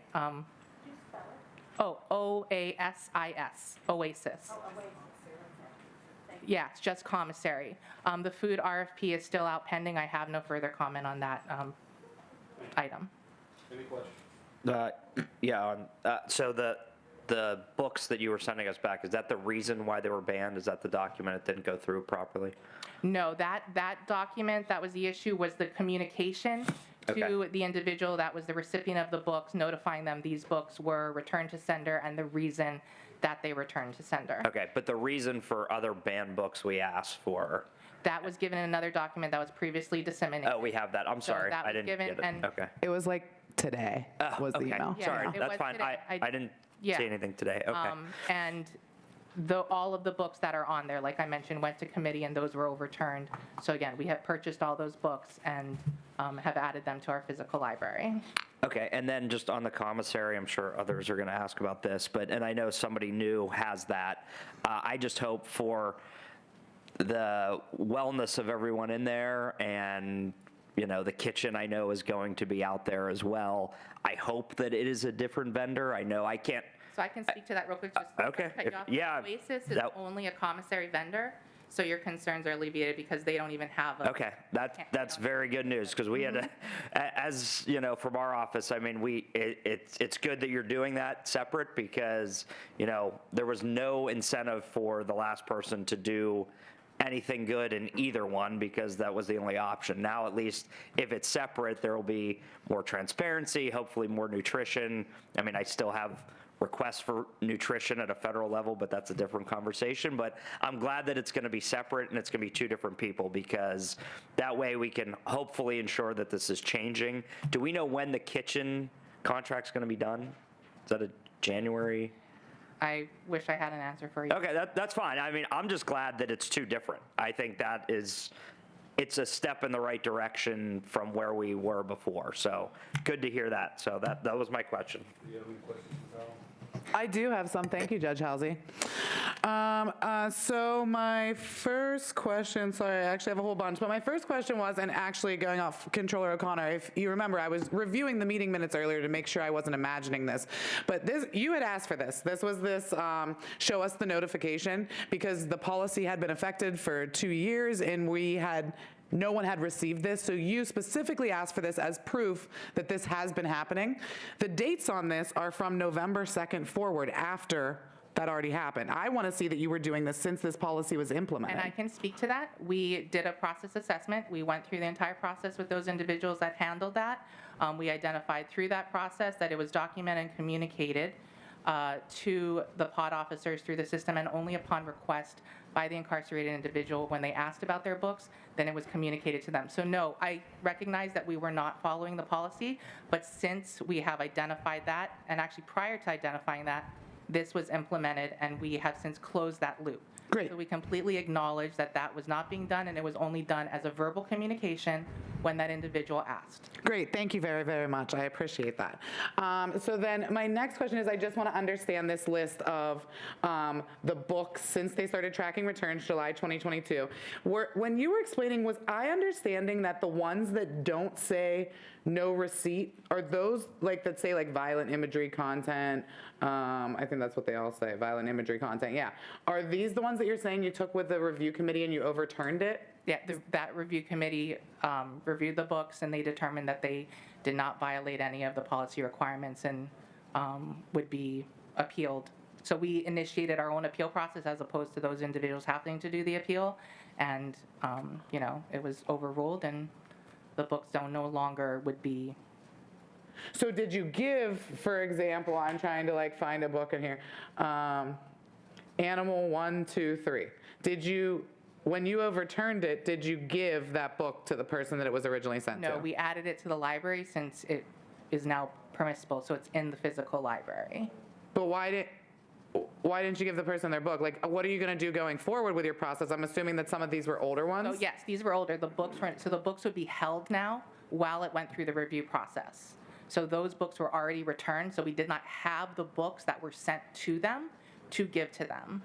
Go ahead. So in the future, the procedure requires us to hold that book if it's under question, go to the review committee. If it's determined that the book is permissible, then it would be given to them. If it was not, it'd be returned because they would have the opportunity to appeal, and it would go through it again. How long is that process? We're still, that's part of why the document's in draft, so we're still working out those details. So I was under the impression that this was in place already. These are things that we have established, but the policy has not been finalized. That's why we're working through the procedures to determine what is reasonable and what can be accommodated within that group, and then for us to be able to monitor that procedure and then make sure that we can implement it appropriately and hold it.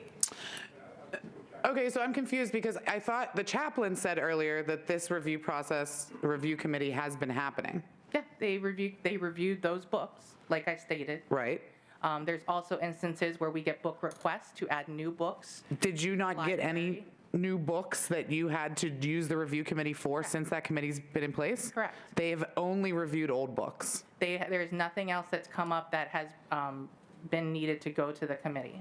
Okay, so when is this policy written down somewhere, what you're doing already? I understand that you say it's not finalized, but Yeah, it's in draft, and we're actually working with everybody, all the departments that sit on the review committee to work through the draft policy and finalize it. Okay, did you let the people know whose books were the senders or the incarcerated individuals of the books that you appealed and overturned? Did you let them know that their loved one can now send them that book? So at the time of that process, that was not maintained in that list as to the individual, so you have no idea who these books were supposed to go to? We are actually working to determine if we can pull that out of the system.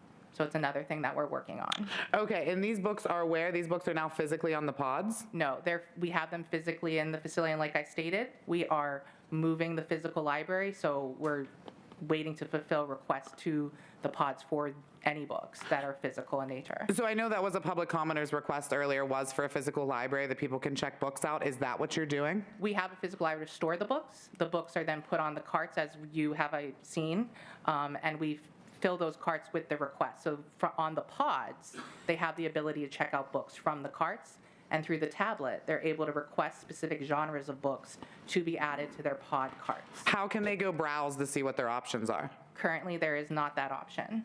Is that something that's in the works? That's something that we have discussed. Like we said, we're working as we do this move to physically complete the inventory of the facility.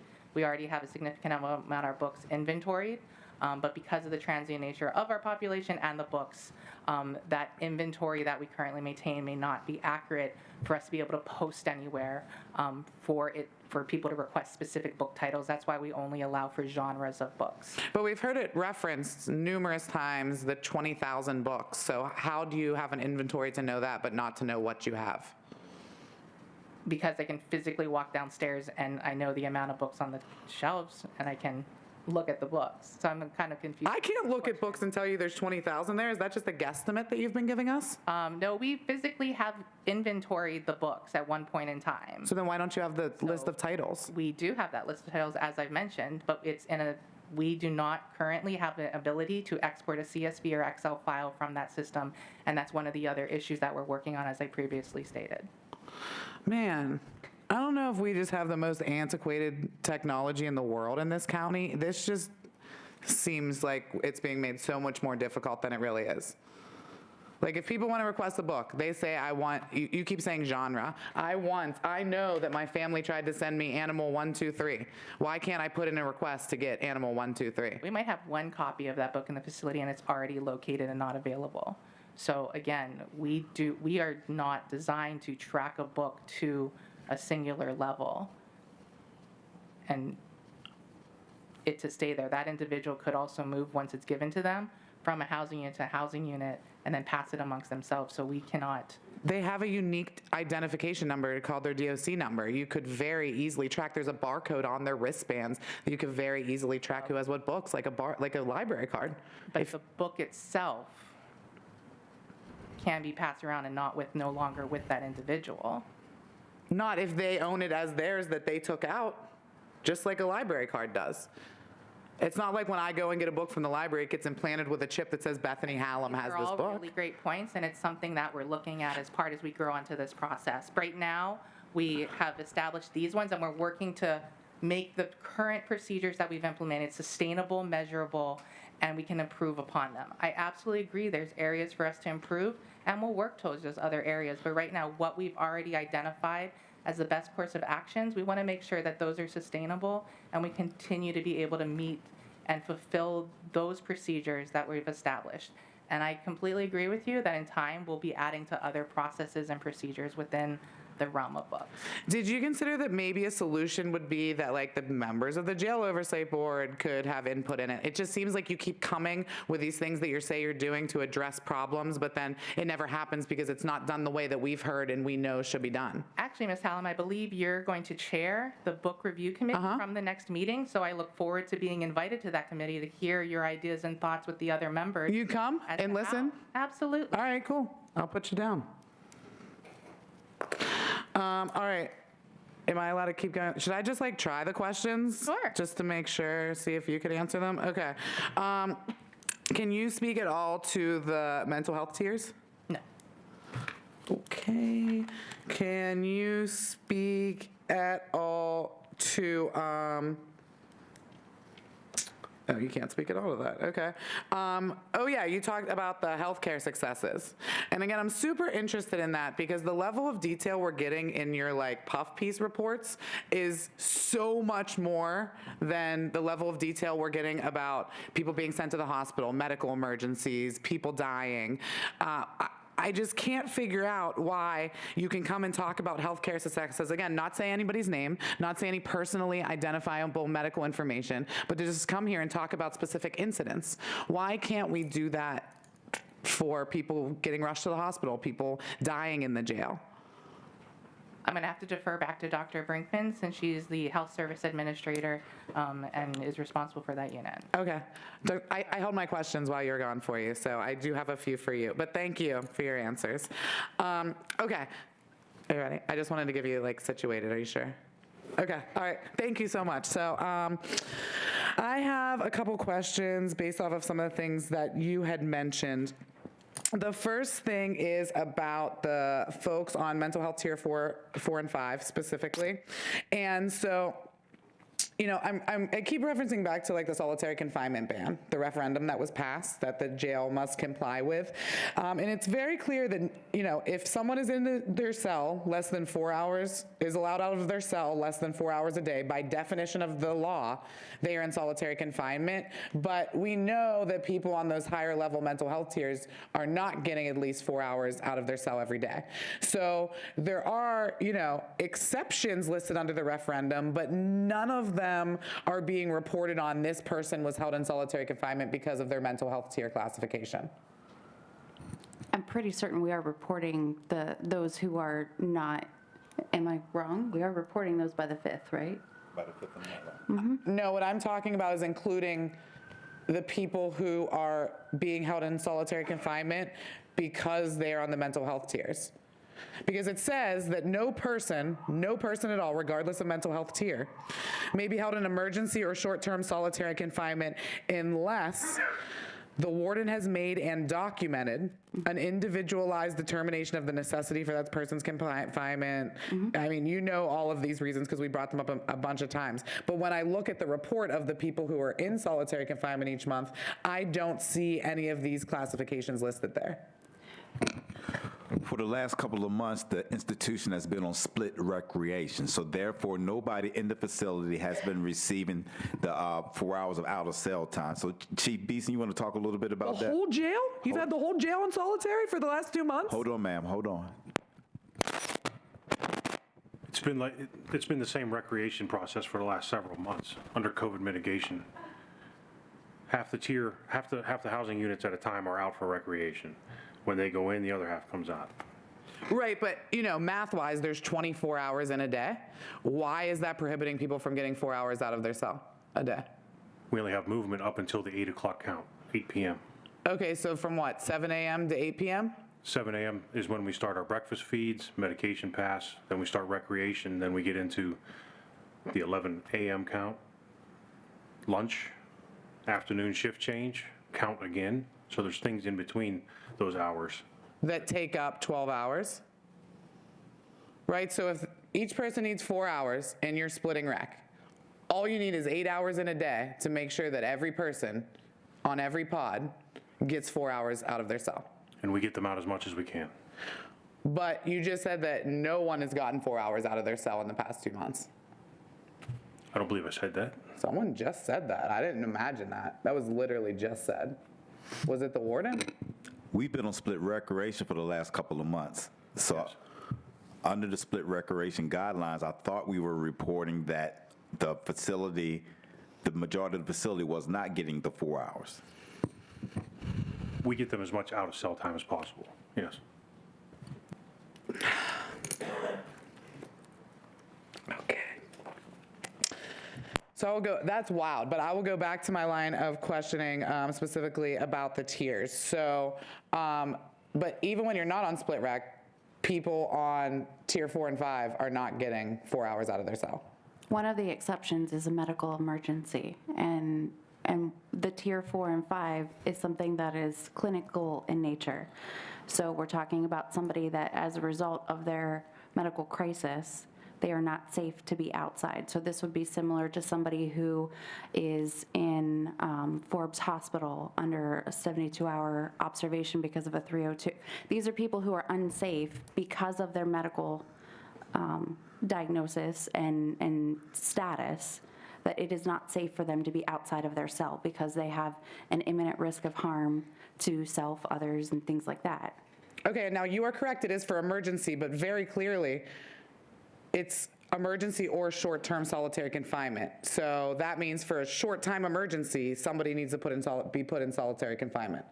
These are people who, because of a classification that was assigned to them, a mental health classification, are in solitary confinement. But no, it's based on a clinician's assessment. It's not based on a security classification or anything like that. It is based on a clinical assessment that has found that they are not safe to be outside of their cell and have access to the things that other people would have access to. But you referenced Forbes Hospital. At Forbes Hospital, they're allowed to leave the room. Not at all levels of care. They're not locked in a cell for 24 hours a day at Forbes Hospital. I am positive of that. I've been there. Okay. I don't know what I you're just trying to... Man, okay. I just feel like I'm not asking for much. I just very much want to make sure that we are not discriminating against people with mental health diagnoses and disabilities. And that is what it seems like. The more and more I learn about these tiers, it very much seems like that. And now it's seeming to overlap with the violation of the referendum, which we know has been going on since it was passed. I do not believe that it's a violation of the referendum. And maybe it's the way we understand it. So this is, I just want to like bring up for the rest of the board, this is the reason why we need our own solicitor here on the Jail Oversight Board, because they're claiming they're not breaking the law. The only legal person who is here is for them. We need a solicitor to help us tell them, are they breaking the law? Are they allowed to not give us the information they're giving us? We need somebody to do that. So I don't know if anyone else wants to like meet with me after this and figure that out. But it's truly a conflict that the only legal opinion that is ever given in these meetings is the county's own lawyer. Okay, well then we shouldn't meet only once a month and I wouldn't have this many questions every meeting. Yeah, so the next thing is, can you describe when people transition from different medications for opioid use disorder, what that looks like? Because I know people transitioning to different medications are on or off. What does that transition look like? So most often, the only time it would be was from the oral Suboxone to the long-acting injectable of Sublocade. So the prescriber would be working with them to determine what that dosing looks like. Okay, so it's just dosing. It's not like anything like people going through withdrawal or people? No. There's no like kind of lag time when you're switching from one med to the next? I think that would be experienced at any kind of dosing adjustment. So it's no different than any other dosing adjustment you would be going through. So you're just changing the method, the route of administration from oral to long-acting injectable. Okay. What about, you had referenced it about the competency, and I think it was last meeting, the competency restoration pilot program, that there was an RFP for that. Can you give us an update on that? I know that it's being managed by DHS, so I don't know the state of where that RFP is. Okay. I just knew that, I know that Torrance State Hospital commitments is something that we're all passionate about, and I wanted you to know that I became aware of that RFP. Okay, bless you. The next thing is about the BC holds. So I know we've gotten reports about the number of people that are on BC holds, but I'm wondering if we can somehow get a more detailed list, like this person has a behavior competency hold and they have this charge. I'm trying to see the correlation between BC holds and what charges they're being placed on people for. We don't place them on the BC holds. All that I thought you guys do the evaluation to determine. No, we don't. No, pretrial services does that. It's in a third-party objective psychiatrist. It's not my healthcare department. But they come into the jail and provide a healthcare assessment, but it's not through us, through the jail. It's specifically intended to be a third-party objective so that there's no way that there's any influence on what the outcome of that evaluation is. Okay, so if I want a list of BC holds, the only place that holds that is pretrial? They communicate to us who they've placed on a hold. And you know the person's charges that are in your jail? In healthcare, I don't explicitly look at every person's charges. Right, but you have access to it, so you know who has a BC hold and you know what that person's charges are. Yes, but the most efficient way to get that information, because I would have to be looking up every individual. I don't track that in the way that they do, because I'm only looking at how can we facilitate getting them to Torrance. So the most efficient way for you to get that information is definitely through pretrial services. Yeah, my only problem is I'm not on the pretrial services oversight board, and I know that it's something that's happening at the jail. So I can ask them, but if there is any like problem with it, can I tell them to talk to you or work with you to figure out a way to streamline it? I can try. But okay. Okay. So do you even have a list of who has a BC hold in the jail? Because I know if I call the jail, they'll tell me that, but I don't know everyone or how many. I didn't bring it with me, Yeah. but I have. You have. Is that something you can provide to us? Not with the patient information. No, I don't need patient information, just this person has a hold. That's not HIPAA. Oh. That's a legal designation. Well, I'll find out if I'm allowed to, yes. Okay, thank you. The next one, and this might be you, yeah. We had asked at the last meeting, you had said that you were gonna start tracking uses of force by housing pod, and that you were gonna bring that to this meeting and report on it, and I didn't hear it in the report. Ooh. Sorry. So, okay. We were talking about the document retention system at the last board meeting, and I said I was going to find out if it tracked by individual housing units, and it does. Right, and you said you were going to bring those breakdowns to us I here. absolutely did not say that. You should read these meeting minutes after the meeting. See if On Base, where we put all of those incident packets, has the ability to break it down by housing unit. And Correct. it did, and it does break it down by that. Correct, and you said that last meeting, I was just reading about it, you said that last meeting and that you were going to bring those numbers here today. I reported on the use of force numbers. Not by Housing Pod. No, Right, that's what you were supposed to bring here today. that's not my recollection of what I said I was going to bring. Okay, there's a video on YouTube and the verbatim meeting minutes are in the packet if you want to read it, but can we try for that for next meeting then? Sure. Okay, I would appreciate that very much. For what time frame? Like when you give our monthly report on use of force statistics, I would like to say this is the total number and this is, breakdown by Housing Pod. You can put it in here if you In want our to put. January report, you're asking for the number of use of forces and what housing unit they. Correct. There were 15 on this pod. There were 10 on this pod. That would be very helpful to follow that going forward. Thank you very much. Another thing is, wait, maybe that's it. Oh, no. Okay, so whoever wants to answer this one. Something that I have been wondering a lot about is, I know people are still going to, I guess it's 4B, is like the COVID quarantine pod for everybody that comes in. Is that right? That's what it is? The intake pod, everybody has to go there and like quarantine before they can go into Gen Pop? It's one of the intake housing units, yes. Okay, but is that like, are they still being quarantined for a certain amount of time there as a result of COVID? Yes, that mitigation effort is still in place. And like I mentioned earlier, yesterday, there were some new guidelines that were released by the CDC. So I just didn't hear you say what they were. We're still reading. It's a long document. So we're still reading it to see how, because like I said, it just came yesterday, and prep for this meeting, that's a lot to, have ready. I get it. Is that somewhere like online? Can I see it? Is it on the CDC's website? Honestly, all you need to do is Google it. Is it the same thing that I had been following in since COVID started, like the congregate care setting guidelines? Correctional settings. Okay, I'll check that out. So then I can read that. In your policy on because I was going to ask you questions about, the procedure and everything. Are you going to just follow their recommendations for the policy going forward? Theirs are pretty general, typically, like even from the get-go of the whole pandemic. So we followed them in.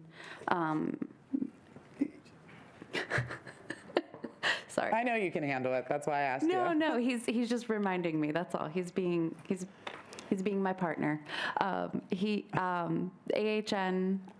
since they oversee a lot of our services as well as the county health department. So we take all of that information to see what makes the most sense. Okay. I appreciate that. I will look through that. I actually didn't know about that either. Was that my last question? Yeah, I can't remember. I really did have one more. I just can't think of what it is. Thank you very much for your report. Thank you. Ms. Allen, in old business, you wanted to discuss compensation for work performed by incarcerated individuals. Do you have an update? No, I don't have an update. I think you just keep putting it on the agenda every month, but that's cool. I don't have any update at all since last time. I think most of the questions are answered about logistics. When I was there, I went for a visit on Thanksgiving, and when I was there, and we went with council. Oh, I do have one more question, but I'll say this first. And when we went with council, we went and saw where the units are, the Novatime, actual timekeeping things. And it's, I think I reported on this the last time about how it's biometric plus a number, so they could use their DOC number plus a thumbprint. But I truly think that unless anyone else from the board has any additional questions to help inform their vote on, starting this pilot program, any other information anybody wants to request that I gather or I bring to you in order to make a decision on that, I'm not sure what else we're waiting on from me. Do you have any, is there anything anybody wants to know about it, or should on the next agenda be a vote to pay the incarcerated workers?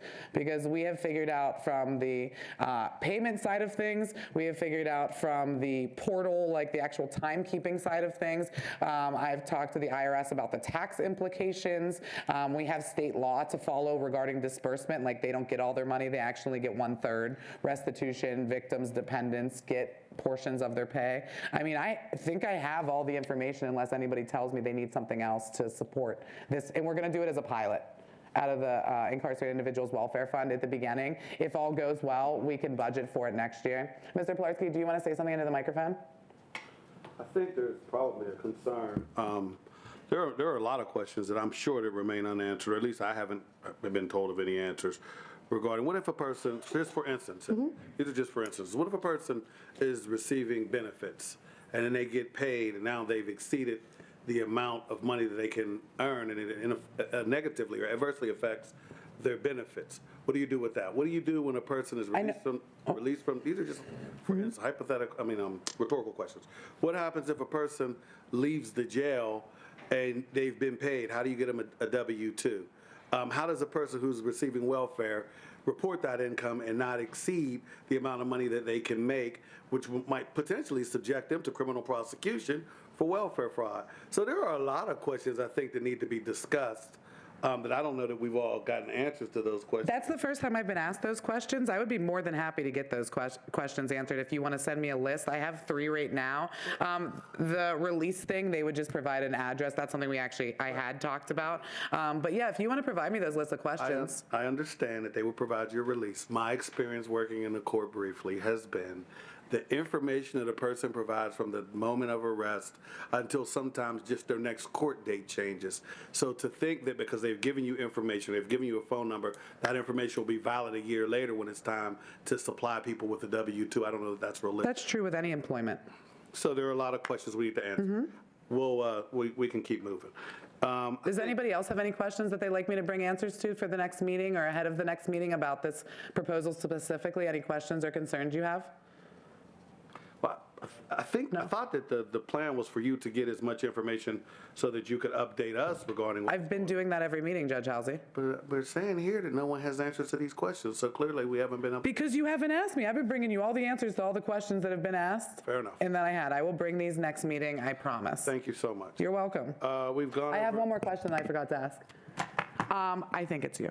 But I have gotten reports from folks. We actually even heard public comments about it today. I know my colleague who is in attendance today also got complaints that people are leaving the jail, whether they're going to alternative housing, like I think the public commenter's partner was, or they're going out to the streets and they don't know what medications they were on. They are going to other facilities. They aren't receiving their medication. Sometimes they're coming into the jail and they're waiting weeks and months without their medication. And I know that it's not a one-off because I've heard it from multiple people and other people have as well, including people who have come here to comment. So I'm just wondering if we could talk about what that procedure is. So if I get arrested today, let's hope I don't, but if I do, what happens to find out what meds I'm on? If I get released today, what happens to get me my meds going out the door? I know we were told when we went on our council visit a couple of weeks ago that they are given like a little, what do they call them, little blister packets of the meds that they were given in the jail. It just doesn't seem that that's happening to everyone, and it seems like the issue is even more prevalent whenever they're going to a different, like an alternative housing facility, a rehab, something like that. So when somebody comes into the facility, we have a verification process that's built into our health record that will run any of the pharmacies that they've been.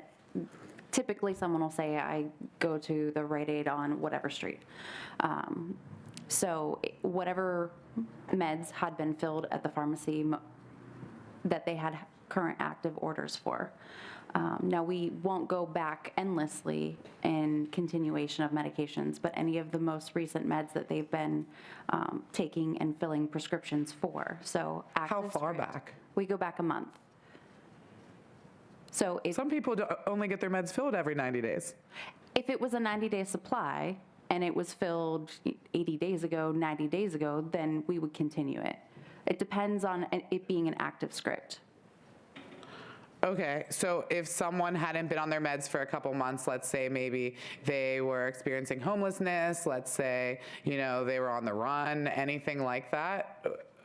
If they didn't have an active script that they were filling, then we're not continuing it automatically, and they would have to be reevaluated to see what meds make sense for their current medical conditions. If you skip a month, is your prescription no longer active? If you haven't filled them, right.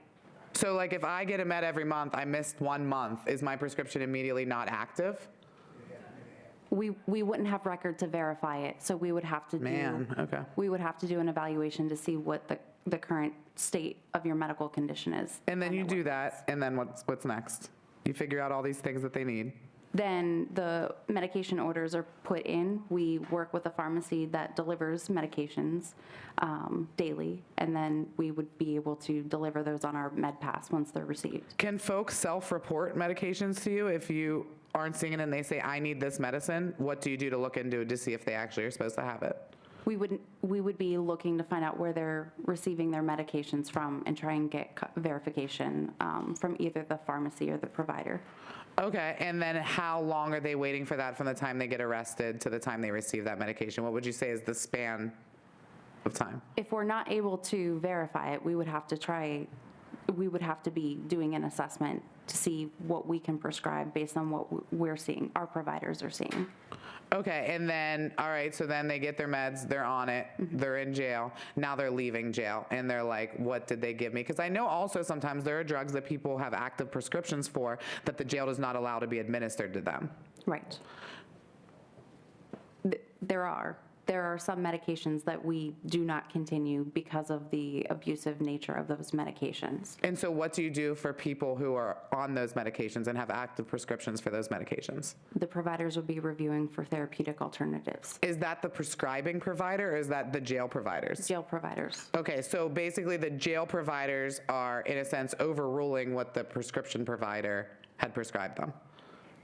It's not necessarily that it's an overrule, it's a fact that there are some things that are not safe in jails because of the nature of the correctional environment. So we look for therapeutic alternatives, things that they consult with the pharmacy to say what types of medications are appropriate substitutions. Okay, and then I get my appropriate substitution, and now I'm going to leave jail, and so I was taking these drugs before I got to jail. The jail switched me to these drugs. What happens now when I go to leave? Am I getting back on these drugs or these drugs? Like, what do you? So when you're getting ready to leave, we get up to 2 days' notice when you're leaving. So we're working with our pharmacy to order a supply so that you can go home with those medications. When they come in, then we bring that supply to intake, which everyone leaves physically through intake. Okay, so how would an instance happen where someone was on medication in the jail and did not leave with it in their hands? If it didn't arrive in time by the time they physically walked out the door. Okay, and like you didn't want to keep them just to give them their meds, so they left and didn't leave with their meds. Right. Okay. Is there any other instance that you can think that would happen? Not an intentional instance that I can think of. Okay, and then how often does that happen? I don't actually know that. With I don't have numbers to support and give you any accurate information. Okay. That's all. Thank you. Motion to adjourn. Happy holidays, everyone. Stay safe. See you in the new year.